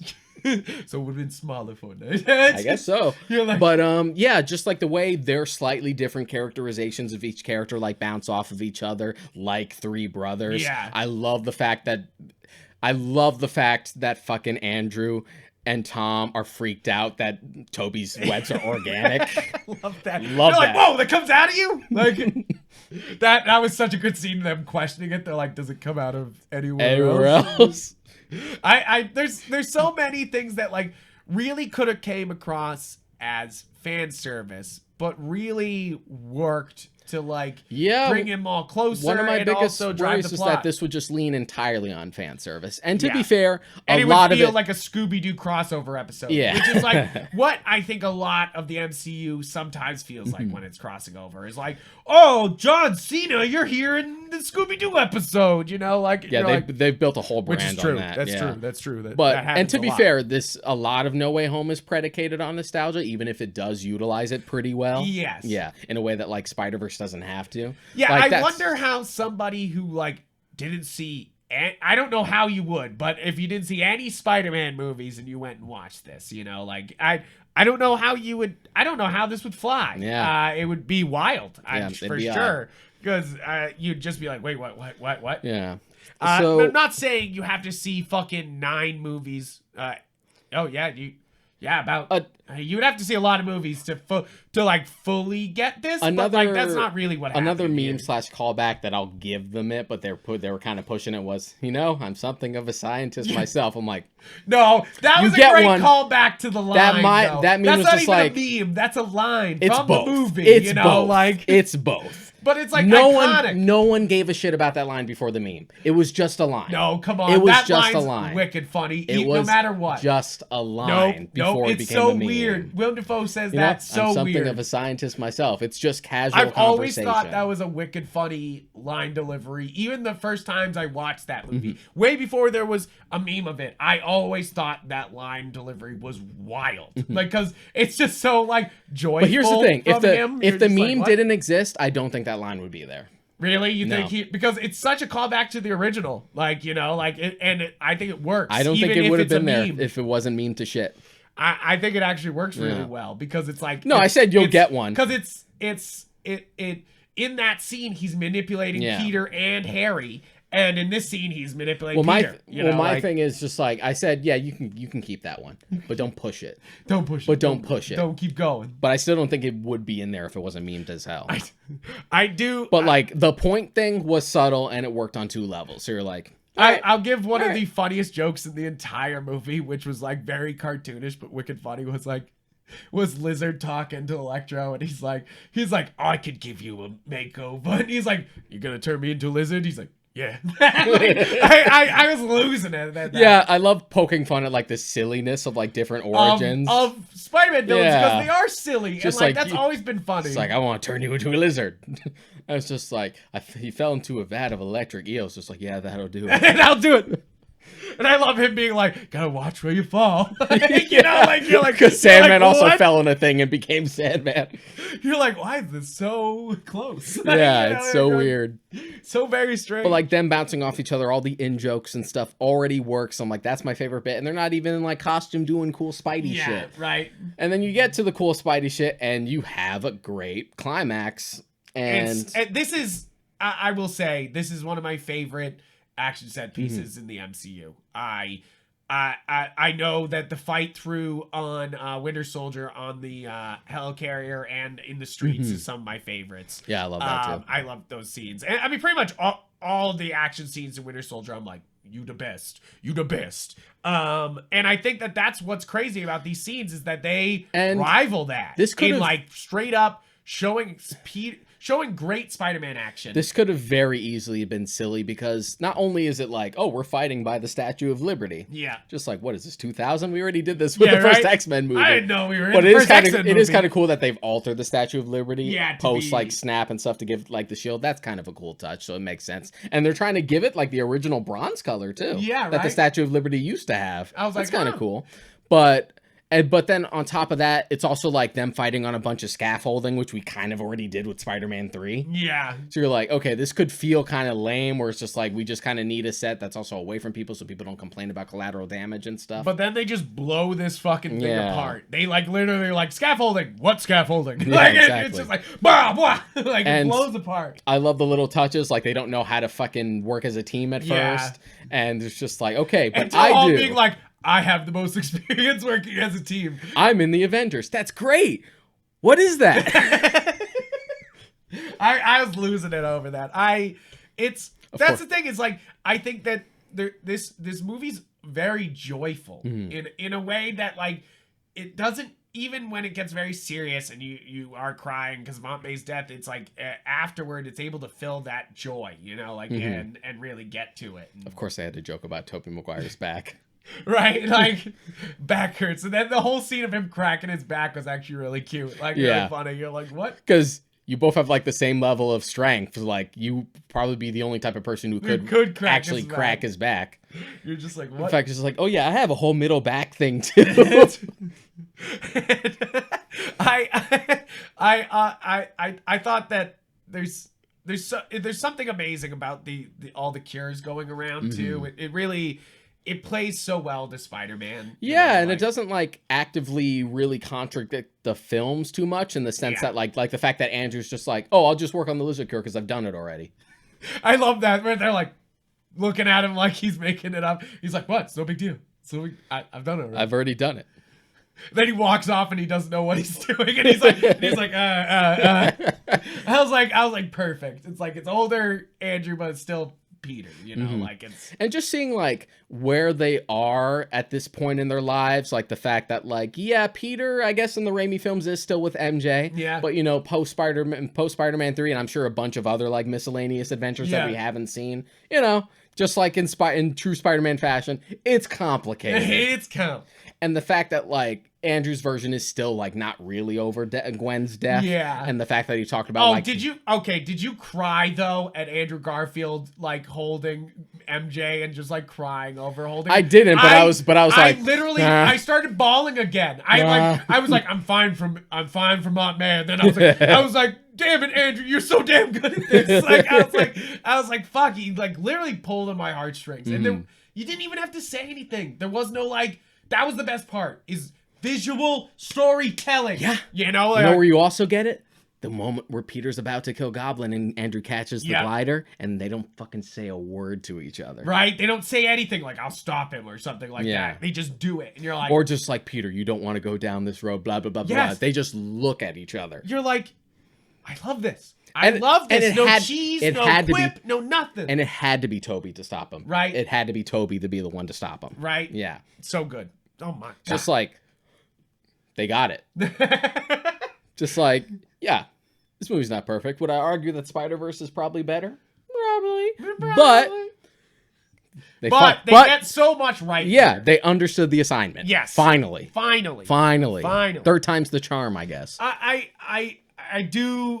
think that this is a fantastic fight sequence because it, of course, you're like, wow, they took down the Sister Six, and then of course Green Goblin, you're like, fuck, and it's just so I think that the whole running, the whole being able to show off their speed by showing off how how they can move through these scaffolds. Yeah, and the fact that they stay true to the way each Spider-Man actually like moves choreography-wise, where it's just like, I can tell the difference between each of you just by the way you're moving. Right? It's like, it's not too bad once they're all wearing the suits, you know? Like, you're like, nope, I know which one's what, you know? Like, it's they even do each one of their poses, which is like, so like, it's so great. I also love when they make like the first big like jump. It's like, we're gonna do this right this time. I love that Toby woos. Yeah, right?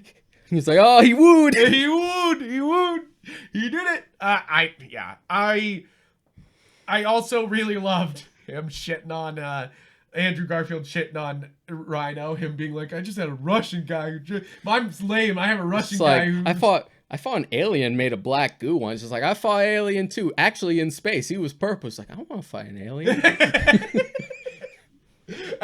It's so funny because it's a callback to like how they were like, we're doing contemporary down to earth Peter Parker. Yeah, and then they were like, because they even with like the hallway of like villains that fucking the mysterious man in black was walking through, you saw the symbiote, right? But they were doing the ultimate route where it's like a scientific experiment from Oscorp. So even then, that wouldn't have been an alien. wouldn't be it, you know? Like, and you're like, oh shit. I also love that the lizard does a whole classroom scene. I already said that's one of my favorite action scenes in all Spider-Man is Andrew versus the lizard in the high classroom. School. Yeah. So I love that like that little bit of Tom fighting him is in the classroom again. You're like, hell yeah. Like, yeah. It's pretty cool. And I also love the whole him curing the lizard. I was like, it's great. First off, because I'm sitting there being like, is it him? Is it him? And you're like, did they get him? Like, I know they got his voice, but did they get him? You know, like, and they did. They're like, and you're like, hell yeah. Yeah, same with Thomas Hayden Church. Right? You're like, perfect. That's nice. And I mean, that's the thing is that like I'm definitely spoiled by being like I wanted to see more of the villains in the sky at the end, you know, like, and I'm like, Just, where's my Miles? I'm like spoiled because you're not even done. You're not even done with on your plate, right? It's like so much is going right here. It's so well done, and you can see how like just one more element, and Sony might just fucking drop the ball again. Yeah, that's kind of my thing. Is that Amazing Spider-Man 2 and Spider-Man 3? We've said this before, are just too many plates being spun at the same time, and studios stepping in and being like, we know what we want, you know, like, yeah. And I think that what's great about this movie is it feels like it's able to carry everything, you know, like it's able to, there's nothing that gets super underdeveloped or anything like that. This movie works so much that it pretty much does the one more day thing. I'm not even mad about it. Yeah, right? I don't like one more day. I don't need it. I don't need it, but they did it, and I was like, no Mephisto. Like, no Mephisto, no fucking, it has to be because I'm trying to save Aunt May's life. Yeah. It's just like, okay, we find a way to like, the memory thing is good drama, but we'll just trim out all the other shit. Yeah, we'll just add. But we'll thank Joe Quesada in the credits for that. Yeah, and, right. And J. Michael Straczynski, which they did. I saw their names. Right. You're just like, But I do like the scene with Dr. Strange and Peter, and like him telling him that like how they're all gonna forget him. I do like that scene a lot, actually. I was like, Benedict Cumberbatch can act as Dr. Strange. You're like, oh, I just thought it was, you know, looking stern and saying mystical things. Like, yeah. I was like, hey, there you go. And the idea that it's just like, because of all this, even though you did the right thing, in order to fix all this, it's going to be an even graver consequence than what you asked for. You're now, like, yep. Everyone's going to forget about Peter Parker, period, like you never existed. You're like, whoa, and I like that. I'm like, here we go. It's able to handle, like you said, one more day a lot better than the comics did. You're like, holy shit, we did it, but without being obnoxious, you know, like. Yeah, that's also another thing, and like against like Homecoming and Far From Home, is that I saw this comparison once. Just like, you ever notice that like tonally and storyline wise, a lot of Homecoming and Far From Home is like post One More Day shit. Yeah, and it's just like, that would partially explain why I'm not crazy about these, because like. Those days were rough until Dan Slott came on. Yeah. Seriously, Dan Slott's the fucking man. I want to say it's funny because he should get all the fucking credit for all these movies, for Into the Spider-Verse. It's funny because he's one of the more controversial writers on Spider-Man. I noticed as far as the fandom is concerned, like people get very divided on it. They'll just be like, you suck, dude, at him, and he'll like fucking shut him down, you know? Yeah. Like, you're like, good, get him. But like, it's Dan Slott's run of Spider-Man is underappreciated. It's one of the best. This is, first off, Spider-Verse is just one of the best Spider-Man arcs of all time, and it shows because now they've done it twice. Yeah. You know, like you're like, okay. Now I do think my plot idea of maybe doing the Clone Saga next for Peter is even more set up with this like brand new day things, because you could have multiple Peters and like and running around, and he'd be like, but I'm not that Pete, you know, like, and nobody would remember him, you know, like. I mean, hey, you did One More Day, and you did it well. You also managed to do Civil War. Give me Ben Reilly. You also managed to do Civil War and not make it into a total mess like the comic is. Look, Civil War the comic is it's a clusterfuck with really badass moments. That's pretty much the thing. True, it is with really cool ass fucking shit in it, but it's dumb. That's my review of Civil War. Thank you, the comic. So I could see you doing a Clone Saga and not having it be done. Plus, you can also do the Ultimate Clone Saga. The Ultimate Universe did the Clone Saga, and it was much better. I'm just saying, I'm not saying like I need Clone Saga. Yeah. I'm just saying like the ground is there now, that like now we can play with the Peter Parker name without it being like you know, like, oh, everyone knows who Peter Parker is and you're not Peter Parker, you know, like, and now with all the different Spider-Man, he would know that they might be from a different universe, but he would think to try to send him back, and they're like, no, he's from here, you know, like Dr. Strange would be like, no, that's you. I like love where we leave Peter at the end of this. Because it's just like, we completely shifted the status quo. He's on his own now. Ain't nobody helping him now. It's great.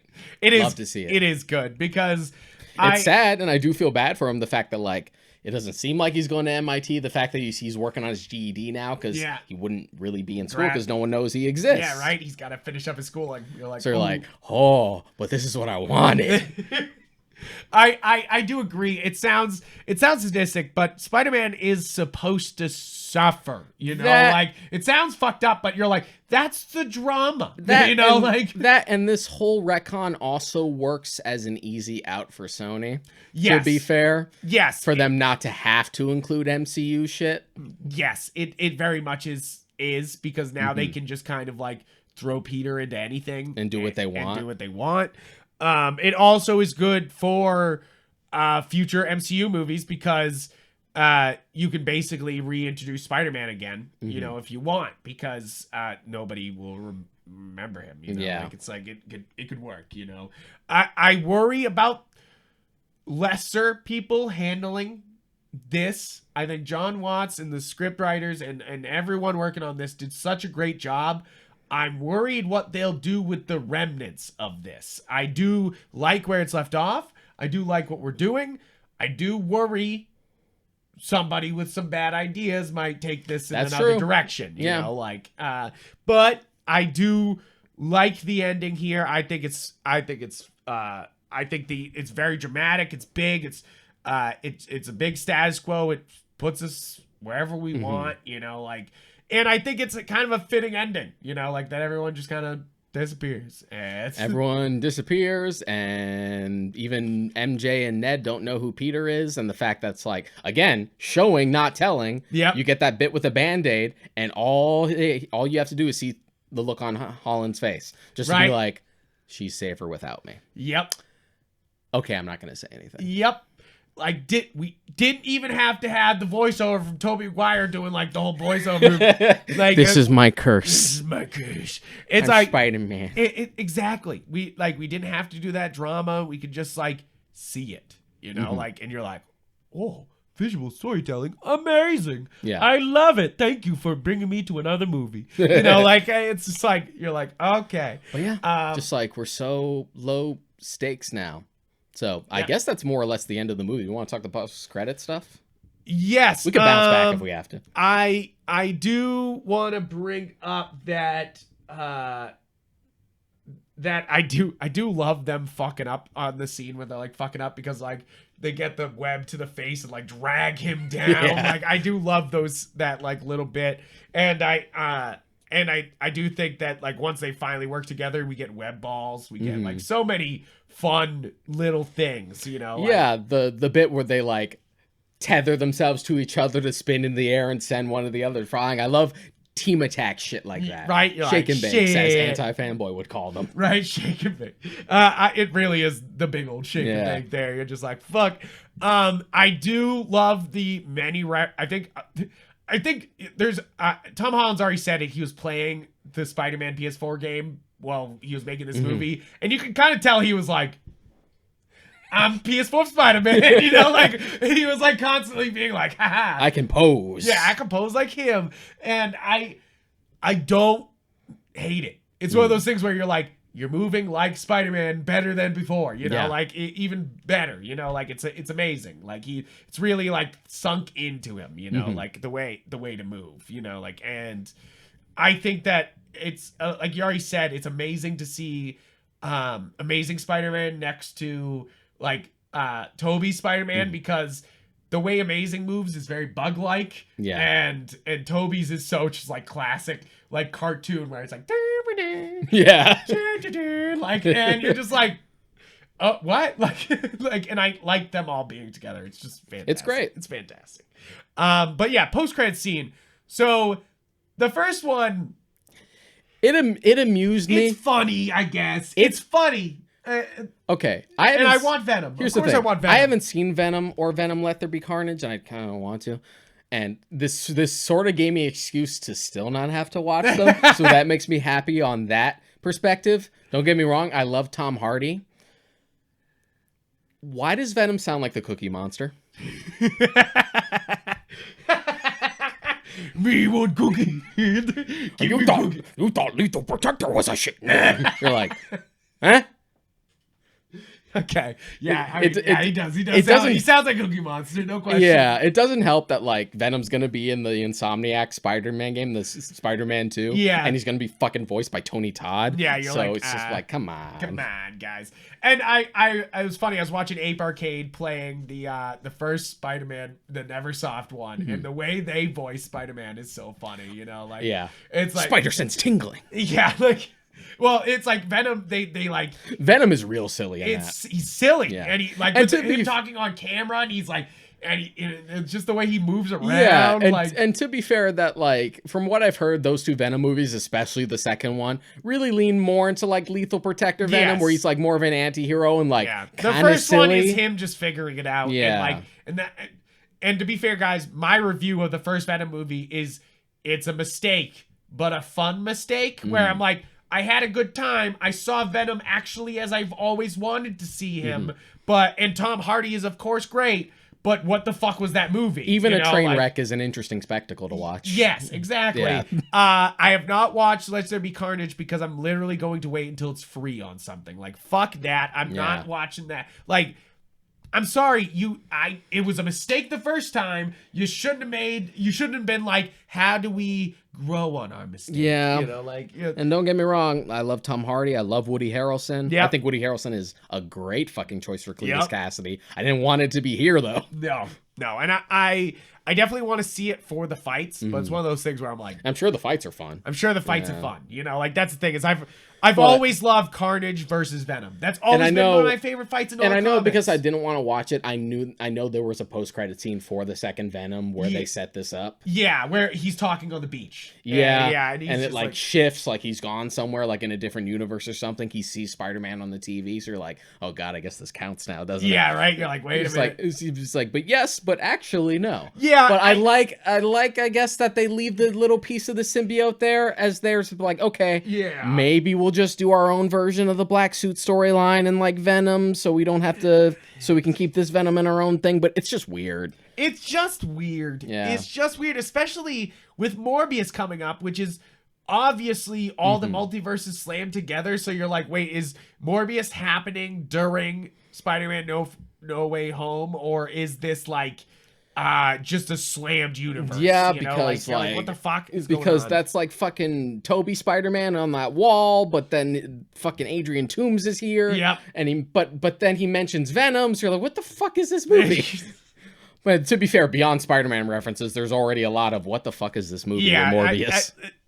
To be fair, I like Morbius. I think that he's a cool villain. I think I don't think he could stand alone as his own movie. I think if you're going to do a Spider-Man villain as their own independent character, Morbius seems like a better bet than fucking Venom. He was one of the first offshoot villains to get their own book. Yeah. Morbius. Like, and it's one of those things where like his origin and stuff isn't directly tied to Spider-Man. Yeah. Where it's like with Venom, it's dumb because Venom's like literally, the conceit of Venom is that he's evil Spider-Man. Right. So to make him have nothing to do with Spider-Man is fucking stupid. Exactly. It's one of those things that you just like. So that's my other problem too, is that like, so the way you're gonna handle Venom is that he's just in the universe now. You know, like, is that what we're gonna do? Like what the fuck is that? Like, you know, like instead of like having an actual plot to do it, he just left goo behind when he transferred universes. Yeah. Like what? Sure. I guess. It's one of those things that like the Tom Hardy Venom is already a questionable decision, and to like keep being like, this is our linchpin in our Sony Spider-Verse universe, you're like, that should be a linchpin. I guess if this is the way to fucking get the symbiote in here so we can do the black suit shit, yeah, I guess I'll take it. Just don't fuck it up again. So the other reason why I do think we're gonna get Clone Saga stuff after this also is that Tom Holland keeps talking about doing an evil Spider-Man because of the end scene here where he like kind of lets loose. Yeah, and I'm like the way to accomplish that is clones. Is Clone Saga, or also the black suit, because you know he has more violent tendencies and stuff, becomes more selfish. So the reason why I think that we'll get more Clone Saga is obvious because Kane. They've said several times they want to do Kane, and I mean not Kane. Kraven the Hunter. So they've wanted to do Kraven the Hunter several times, and he's a clone of Peter. So it's like, I think that if you do a Kraven movie, you slightly bring in the the clone saga, maybe just to like have Ben Reilly there help him, or even Kraven there to help him. There's a way to do it. You could even do something cool, like maybe. I mean, Kane. Yeah, sorry. You could even have Kane like. would be dope. You could even do Kane something would be cool. so dope. You could even do something cool, like maybe if he doesn't look like Tom Holland, you could have like Andrew Garfield be the Ben Reilly or something. Right. Yeah. Something like Something like that. Where but he's also, like, hey, aren't you like? But also I think the symbiote suit storyline would work is because Peter's at his lowest point at this point where like he has literally no one, so there might be the prime opportunity to like fuel that loneliness and that that desire to be a little more selfish. Instead of just getting his ass handed to him. Like so, like it's there if you want to do it. Yeah, I think so. Yeah, I think it could go either way. It could. Now the more interesting scene is obviously, and it was put out as a full trailer. The Today, day we're recording, the day we're recording this, but the trailer for basically Doctor Strange: The Multiverse of Madness. Yeah, guys, I literally texted to Sean this. I love Sam Raimi. I watched that trailer and I immediately was just like, thank you. That was like a showcase of like being like, Sam Raimi's back, bitches. Sam Raimi's back, bitches. Like it's so just like a whole like, you thought, bitch, you thought he was gone. He ain't. He's back for the superhero genre. Yeah, it already looks dope as hell, and I'm excited. It looks dope as fuck. Also, I said it to Sean earlier. Is that the what if Doctor Strange at the end? Because it sure looks like him. That would be interesting. Like that would be really cool if we were like, everything on Disney Plus is canon. I'm gonna be of the effect that like I'm not gonna get mad if it isn't. No, but of course, if one Doctor Strange is able to eat all the fucking evil in the universe, another Doctor Strange is definitely going to be evil. Yeah. You know, like you're like, hey, Burke. But I also, the reason why I like that, obviously, is because I like Benedict Cumberbatch. I think he plays a hero quite well. He's much better at a villain. Much better. Look, man, Star Trek Into Darkness has got problems. He's not one of them. Yeah, it's like his reveal, that's a problem. Yeah. Him, no, he's great. You know, like Smog. He has such a presence in that movie. Desolation of Smog is a terrible movie. He's good at it. Yeah. You know, like it's like it's amazing him as a villain. Grinch is the only one where I'm like, there's a reason like because we had like Moffat's run of Doctor Who and Sherlock going around at the same time, there's a reason why so many people wanted him to be Matt Smith's The Master. Yeah, right. Yeah. You're like, who? Yeah. You're like, that'd be dope as shit. Like, exactly. I think that Benedict Cumberbatch is a fantastic villain, and I think that being able to play him up as a villain in this will be just fun. You know, like it'll be. Great. And it's also good to see like other notes, like that fucking tentacle creature look a lot like Shuma Gorath. Yep. I've been waiting for Shuma Gorath. Let's go. It'd be kind of dope. It's also good to see Baron Mordo again. I'm fucking hyped as shit to see Chiwetel Ejiofor be evil again. Yep. You're like, hey, let's go. Serenity all over again. Let's go. Let's go. Exactly. He was so good at Serenity. He's so good. He's so good in like everything he's in. He's fantastic. I think this trailer also shows off Sam Raimi's like directing style in this a lot. Like if you see all the sweeping movement shots, all his big crane shots. Yeah, this already has like a sense of like poignancy and just like, oh, look how beautiful this is already compared to the first film. And it's not to even say that the first film looked bad. No. And I think I gave it to Scott Derrickson. They're still using his visual language even in No Way Home, like really hard. Like he's the one coming up with that shit. And it was also you know, it was also cool that they got a Doctor Strange fan to direct a Doctor Strange movie. Like he would say on the commentary tracks, just like, no, this isn't just me saying this because I'm attached to this project. Doctor Strange was my guy growing up. Really, I had a Doctor Strange poster drawn by Jack Kirby on my wall as a kid. Oh, You're like, man. You love to see it. Yeah, you love to see it. You love it. I agree. I think that that's what happened with Amazing Spider-Man with Spider-Man 3. Not is that like Sam Raimi didn't love Venom and obviously just kind of didn't do it right, you know. Like, and I think that's the thing is if a director doesn't love the villains or the characters, it's gonna show. It's gonna show. Yeah. Not to sort of like damper the mood a bit, but that is something that Joss Whedon had voiced about why he didn't come back for Avengers 3, because this was before like the controversy had like come out and stuff like that. He said he says he didn't really get Thanos. Yeah, like Thanos wasn't really his guy. He wasn't his so guy. It was just one of those things where like he felt like if he did do it, he wouldn't have like represented it well. I agree, and I think that's smart to do. That's smart to do as an artist, just to be like, instead of taking a flop and being told that this movie's bad, I can just say, this is not just like my movie. I don't get it. Yeah, like I don't, this isn't mine, you know? Like, it's hard to look those big opportunities, millions of dollars in the face and say, I don't know enough about that, you know? Like, but also, there's so many people that love these characters, it is smarter to not do it, you know? Like, to be like, yeah, we're not gonna do that shit. But yeah, I think that trailers. I loved getting a trailer at the end instead of. I thought it was just gonna be a scene. We haven't done that since like Phase 1 with Captain America: The First Avenger, way back in the day, where instead of a genuine like the usual post-credit scene we've been getting, we basically got like a little teaser / sizzle reel for Avengers, which at the time was like right, and I think that was the point here too. It's kind of like a and this is so directly like tied to like Doctor Strange, because we've established like Strange messing with the multiverse and stuff, that it makes sense to be like, what's up next? Consequences. Consequences. Peter ain't the only one with consequences. Consequences. It does make you think, it doesn't look like from that trailer, but do you think Peter's in Multiverse of Madness? I don't think he is. No. I don't think he is. No. Like they definitely are saying lines from this movie in that trailer with like, we scarcely know, enough. Yeah, about the but that's also to stuff. like set the foundation to be like, well, Strange just had a hell of a time just now. Right. And this is how this is going to fuck everything up. And of course, Wong looks badass as fuck in that trailer. I think that's obvious. He's always badass as fuck, but him being like, you're like, hell yeah, let's go.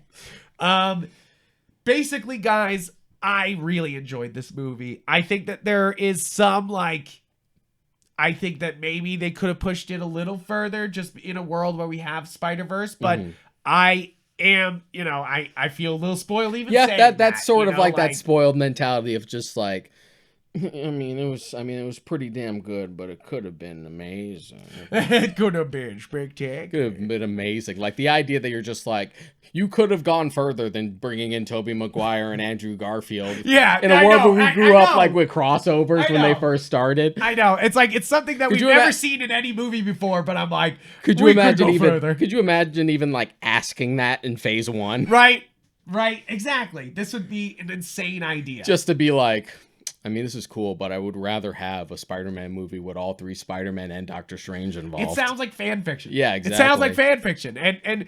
And that's the great thing about this movie, is that it could feel like fan fiction. It could just feel like a bunch of slapping things together. And it doesn't come across as that. It actually feels earnest. It earns its given beats. Sony's track record, could have very easily have gone that route. Exactly. This is a miracle of a fucking movie. Yeah. It's John Watts' biggest swing. I think this is him going from being like, I'm 500 Days of Summer director. 500 Days of Summer was Mark Webb. Sorry, Mark Webb. I'm jumping around. John Watts did like smaller movies like Cop Car and stuff. Right. It's like, but it really is like him being like, I made Cop Car, to being like, I make the biggest movie, which is all good. time. It felt like he really came into his own with this one, to the point where like, if you stick around for the 4th one now, I'm at a point where I'm just like, I think you can finally do it. Yeah, I think you've finally grown. I think you got this. Yeah. I am excited for more. I really do hope that this is not like, I know they've already said that there's more crossover with Peter going on in the MCU, but they haven't said if there's well, they've already said they're trying to work on Spider-Man 4, but you're just now doing it. That means you were waiting on the success of this movie. Potentially, but to be honest, it does work as a fair out. Like if Holland's like contract was up and didn't want to come back, it's just like, well, this is where we're leaving this Spider-Man, which would be kind of funny because it'd be yet another Spider-Man leaving on a depressing note. Right? You're like, wait a minute. Yeah, but I get why this like film works as an out in a lot of places. In a lot of ways. But I also know that like Tom Holland has said that he would kind of like to take a break. Yeah, and I've also heard him being like, if I'm still what did he say? Like 40 playing Spider-Man. I've done something wrong, and I'm like, don't disrespect Tobey Maguire right to his face. Like, and Andrew Garfield, they're both here. You know, like you're like Tobey definitely like notices. You can definitely notice the age, but to be fair, like the last time he was Spider-Man was like in 2007. Yeah, right. You're just like, but he does such a good job at playing like an older Tobey. Yeah, and I like seeing an older Peter. Yeah, I like seeing an older Peter who seems wiser than the other two. Yeah, exactly. He's just been through it. He's just like, it's not perfect, but I make it work. I love that. Yeah, I love that line when he's talking about MJ. You know, it's not perfect, but we make it work. You know, like you're like, nice. That's all I need. I don't need Kirsten Dunst to show up. I'm glad you addressed that, though. Right, you're glad you said it. Now, a lot of people have said like, now just make Garfield your Sony Spider-Man. Just like do your Spider-Man movies, but with Garfield. And I'm kind of like, I don't necessarily. I'm okay with it, but yeah, I don't necessarily need it. But to be honest, we're sort of living in this age where it's just like you can have fucking 2 different Spider-Man franchises. Who gives a shit? We already have a live action one and an anime one. What about 2 live action ones? In the same way that they're just like, fuck it, we got a Robert Pattinson Batman over here, and we got Ben Affleck and Michael Keaton showing up in The Flash. Who gives a shit? Who gives a shit? There are no rules anymore. Exactly, and that's what I'm saying is that like there are no rules. And anymore, to be honest, you know, it's just like comics. Yeah. To be like, yeah, you got 616 over here, but you also got Ultimate over here if you want to read this instead. Yep. Who cares? Who cares? I do think that Andrew Garfield and William Dafoe are transcendent in these movies. In this movie, I think that they stand out so much in this movie. I think Tobey does a great job, of course, but Andrew's he's just so likable. He's so good. He's so funny, and I was immediately like, this is incredible. I love this. You know, like just seeing him back and doing better. You're like, the only sort of annoying thing for me, and again, I guess it's better late than never. But in the same way that like when Zack Snyder's Justice League was coming out, I saw a lot of people being like, you know what? Looking back, Man of Steel was pretty good. And I'm like, where the fuck were you guys? I'm starting to see that now with Andrew Garfield Spider-Man. It was just like, looking back, you know, Andrew Garfield was a great Spider-Man. Like, yeah, no shit. No shit. Listen to our podcast. We knew before this movie came out. We true OGs. We true OGs. Fuck you. It really, fuck you if you thought Andrew Garfield was bad before, you know? Like, and I think a lot of people did. And to be fair, I think, like, general audiences have a hard time compartmentalizing different things of just, like, bad movie equals everything was bad about it. Whereas we can be like, yeah, this movie is imperfect, but this is a great version of the character. Yeah, exactly. I don't know if we talk about that enough, is that yes, a great movie is the sum of its parts, but all movies are its parts, you know, like it's like there's so many parts and there's a lot to love in some movies, you know, like, and maybe even in a bad movie, there's still something to love, you know, like there's still something to bring out. And I don't know if that's talked enough, you know. Like, not everything's just bad. Even a bad movie could present an idea that you've never seen before, and you appreciate it just on that fact. And you might even rewatch it. It's like, this isn't great, but I've never seen someone present this idea or concept to me before. Right? You're like, come on, that's cool. Films are magic that way. Films are magic. Stories are just like that. Guys, really go my review of this is go see this in as big a screen as possible. By the time this comes out, hopefully tickets are going to be a lot easier to get, so you'll probably be able to go see it if you missed it like the first couple of weeks. Like absolutely just go see it in theaters. Do not wait. Like I've said it many times for our many Disney Plus reviews that we've done. I could have waited to see certain movies at Disney Plus. This is one of them that I'm excited to watch on Disney Plus, so I can just kind of like loop the motherfucker. Yeah. But I'm also kind of like, no. Like this is like very much like Shang-Chi, where like go see this. Don't like. Was this the best superhero movie of the year? Yes. Yeah. Even with Justice. Because you're going up against like Justice League. You have Shang-Chi. I would say Eternals so. Yeah, I would say so. Contenders. I'm just kidding. Eternals is fine. I saw it. Yeah, I think that I do kind of stand by the argument that even though this is sort of messy at the end, just a little bit like of the like kind of the anticlimactic of Doctor Strange. That's my only thing is like the anticlimactic of the Doctor Strange scene is my only off-putting thing about this movie because otherwise. This is a 9 for me. This is like, this is so much fun. It it elicited emotions from me, which is, again, we've said this many times, is the objective of art. It's like I was just like, wow, I'm crying, I'm laughing, I'm clapping, I can't help myself. Like, come on, you know, like this is what movies is supposed to be. You know, like, fuck. Would you say it's your favorite of at least the live action films? Yeah. For me, I'm kind of at a too soon to say. I'll get back to you on it. Yeah. Yeah. I mean, I was saying before, in the last episode that Amazing Spider-Man 1 was one of my favorites. It's like the favorite. You love TASM 1. You appreciate Spider-Man 2 now more that we like, after we like talked about it and watched it again. And of course, Spider-Man 1's a classic. Yeah. But I think this is incredible. This is so much fun. It moves so fast. It moves so well. Like, it's just it's a sprinting fucking Spider-Man movie, which we have never gotten before. One that just has absolute kinetic energy as it fucking moves forward. And I think that's why I like this one so much, is that it feels finally like a Spider-Man movie in the MCU, and it has all the fun of the MCU, but also adds all the fun of all the previous movies, you know, like, it also has stakes and drama and puts them through the fucking ringer at last. Some pretty damn good music. What's his name? Yakko, or whatever his name is. The composer. I'm gonna fucking look it up. Sorry, guys. Maybe I can. Michael Giacchino? Yes. Yeah. Yes. Thank you. I was like, I'm never gonna get it. Yeah. To be honest, as a composer, I can usually take or leave Michael Giacchino. Like, sometimes he delivers absolute fucking bangers, like the Incredible score. Yeah. Right. Which is like this perfect blend of like 50s spy stuff, but also like, superhero themes. It's amazing. But then other stuff, a lot of his scores can be just kind of generic. And yeah, I think that can sometimes happen. But I think he kills it here. Yeah. I think he really brings the themes. I hope he kills it on the Batman, because he's doing that too. It's such the thing is that not only is this an improvement on all the MCU Spider-Man movies, I think this is an improvement on Marvel movies. And I hope that they use this as like let's do this moving forward, you know, like, let's fucking, and I know they've been using like kind of WandaVision as like we should use this moving forward, but this, for me, it even beats out, you know, WandaVision, you know, like all the Disney Plus shows. It just beats them out. Just go for it. Yeah, go for it. It's fun. What do we have next MCU wise? I guess Multiverse of Madness is the next one. Multiverse of Madness. Hawkeye's finishing up. It would be done by the time this episode's out.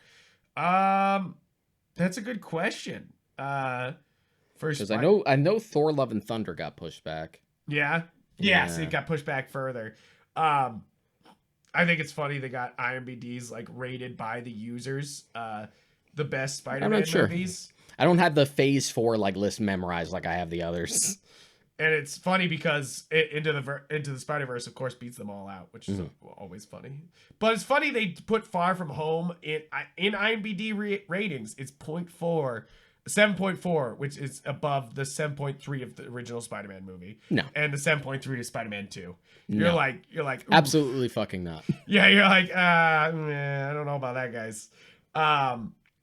But the funniest thing about this, looking back, is the marketing of this movie. And I think that's funny when you're talking about spoilers, when you're talking about this movie, is how hard they had to work to hide this shit. Yeah. Like, so hard. The posters, everything. It's tough. It's one of those things where, like, the moment I saw villains from the previous movies in there, you're like, it would have felt, be there. You would have felt cheated if Toby and Andrew weren't in it. Yes. So it's kind of a no-win scenario, but then if you don't advertise the villains, you have nothing to show. Yeah, because it's predicated entirely on like the interactions with these villains and trying to redeem these villains. So they did their best. Yeah, exactly. And I am excited to see, by the time this episode's coming out, I do think that Disney will just be like, yep, they're in this movie. Go see this fucking movie. And like, look who we got. Like, just pull a Mando and be like, it's been 3 days. Yeah, it's been 3 days. You didn't see Baby Yoda before this, you dumbass. Just like, God, Ahsoka's episode came out like 2 days ago. Just put a poster of her up. Yeah, seriously. And I think that's what's going to happen first is we'll see a few posters with Garfield. Just to get those few fucking stragglers who have like no idea. They'll be like, exactly. Because I think people have been decent about spoilers for this movie. We'll have to do a whole episode on spoilers, and we'll have to bring up some examples about this movie because on Twitter, it wasn't really ruined for me. But guys, even talking about Andrew Garfield in this movie, like how good he was, is a fucking spoiler. I'm sorry. It's like it's halfway through the movie. He's like at least a quarter through the movie. And obviously it's supposed to be a big reveal. Otherwise, the fucking claps wouldn't have been as loud when I went to go see it. Exactly. It's a reveal, and it's one of those things that like I did that furious tweet being like, guys, it's fucking Sunday after the movie came out. Don't spoil the movie. Like, shut the fuck up. Like, especially for something like this. And like, spoilers are not always a bad thing for certain movies. But when we're talking about a big blockbuster that's predicated on its surprises, you know, like, shut the fuck up is basically all I'm saying. Yeah. Now, but spoilers are tough with contextualization for marketing in general. And Eternals sort of has a similar problem. And I had predicted that they didn't know how to market it because they were trying to hide something in the third act. And they are. Yeah. Yeah. They're like, oh, we can't show this. Shit. Shit.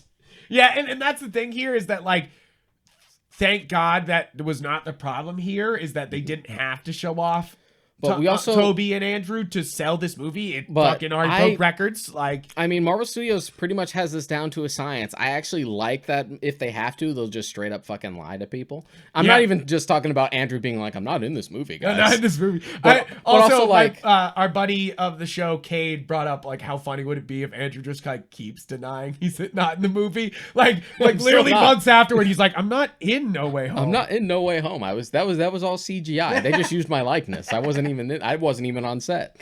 Like, yeah, exactly. Just like that'd be it was all deep fakes. That'd be so good. What was I gonna say? I was on this whole thing for spoilers. Marketing. Like, I don't even mind that Marvel Studios just goes out of their way to just outright lie sometimes. Yep. Like editing out characters, which they started doing with like the Endgame trailers. Just like, we're gonna edit this person out. We're gonna edit this person out. We're gonna have the shot of Hulk running alongside everyone in the Infinity trailer, but that never actually happens because we don't want to give that away. Right? You're like, yeah. You gotta do what you gotta do, especially in the age of like the internet and everything in the world fucking leaking. Right. Like, it was a miracle that we didn't know Luke was gonna be at the end of Mando season 2. Right. A miracle. Absolute miracle. Absolute Especially miracle. since literally everything else was basically like, Boba Fett's probably gonna be here. We're getting Ahsoka. Yeah. It's like everything else leaked. Yeah. You know, like, so it's pretty impressive that Luke did it. And really, it's one of those things that I think it'll bring in a lot of people, but it'll be even crazier when the DVD comes out because then they'll really. Oh yeah, it's gonna be all. It's gonna over be it. like the Blu-ray's gonna come out. It's gonna be like 3 Spider-Man on the front, you know, like, and it's gonna be like, if you didn't see the movie, fuck you, you know, like, it's gonna be like a big like, didn't see our big ass movie. I'm fuck sure there's you. gonna be some like nice fucking special editions or like steel books that have like, a really nice cover on it. But that's the thing is like, this is the opposite of the Godfather trilogy, where you buy the Godfather trilogy and you throw away 3. This here, you're like, okay, Homecoming and Far From Home. I won't throw you away, there. but you're gonna be caked in dust for a while. Yeah, you could. I'm not gonna open you, but I may just put on No Way Home. Yeah, I had a friend who had told me that. It's just like, this is such a weird parallel to the fucking to the Raimi trilogy, right? And because he's one of those people who doesn't like Far From Home the most. Yeah, like, he's like, Homecoming's all right. I don't like Far From Home. No Way Home's really good. Interesting. So for him, he's just like, I understand that because it feels so out of place almost that I feel like a lot of audience members. So for appreciate it for him, it's like the opposite. It's just like 2's the worst one, 3's the best one. Yeah, you're like, when does that ever happen? What the fuck happened here? Yeah, it is funny, and I do think that this is a fantastic conclusion to all this. You know, like, that's the really great part about this. Is yeah, feels conclusive. But we still need like that great fucking trilogy. Yeah, that we haven't really gotten yet. The closest we got Captain America. The closest has been Captain America. It's close. But the thing is, like, First Avenger's not great. Yeah. Like it's solid. It's got issues. Like Winter Soldier, Civil War, like, bam. Yeah, like, bam, bam. If First Avenger was just as good, then you'd be like, perfect. It's true. It's like MCU still hasn't gotten its like or perfect one trilogy. or if one was better than the other, which is like my idea of a perfect trilogy, what never happens. Where like 2 is better than 1, and then 3 is the best one. Yeah. Because even with the Captain America movies, like I love Civil War, but I still prefer Winter Soldier. Yeah. Yeah. I'd say the Apes reboot is a perfect trilogy. Yeah. I like each one more. Yeah. I like Dawn more than Rise, and I like War better than both. That's because Matt Reeves with that second and third movie. He's a fucking genius. Fantastic. Anyways, we've been going on for a bit. We've been going on, but guys, thank you so much for listening to this episode. Thank you for going through all our Spider-Man content with us. It was great to talk Spider-Man because he's one of our favorite. It's like I love my outfit today because I got the Spider-Man, but I got the Batman underneath. I've been kind of jealous of you, like this hoodie that you have since you got it. Yeah, right. It's nice. Kind of want it myself. It's pretty nice. It's nice and warm. But also, like it almost is a complete cosplay once you put on the mask. So you're like, I'm cool it's like this close. I'm cool with it.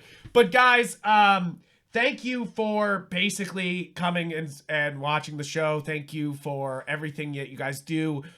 Please make the algorithm move. If dressing like Spider-Man makes the algorithm move, please do that. Check out galaxyofgeek.com where we have every episode of the podcast. If you want to listen to the podcast, it's on any podcast platform you want.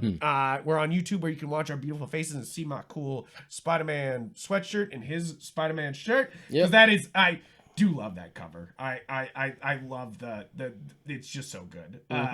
And I think that it's one of those things that we really appreciate you guys, and we really appreciate talking about Spider-Man. And thank you guys for letting us do our first kind of 3-parter here. This is like a big, big long. Yeah, Watchmen segment. was 2. This was 3. And of course, this one was I think the longest of all 3 of them. I think. But guys. Thank you again. You can find me and Deshaun on our personal social medias if you want to check out our cool things we're going to get for Christmas. And those will definitely be up there. On our Instagram and Twitter, I'm Yupfrank there. Mod Karika. And guys, thank you so much for supporting the Warp Shelf. I hope you have a great rest of your day. Yep, and year. Oh my God, fuck.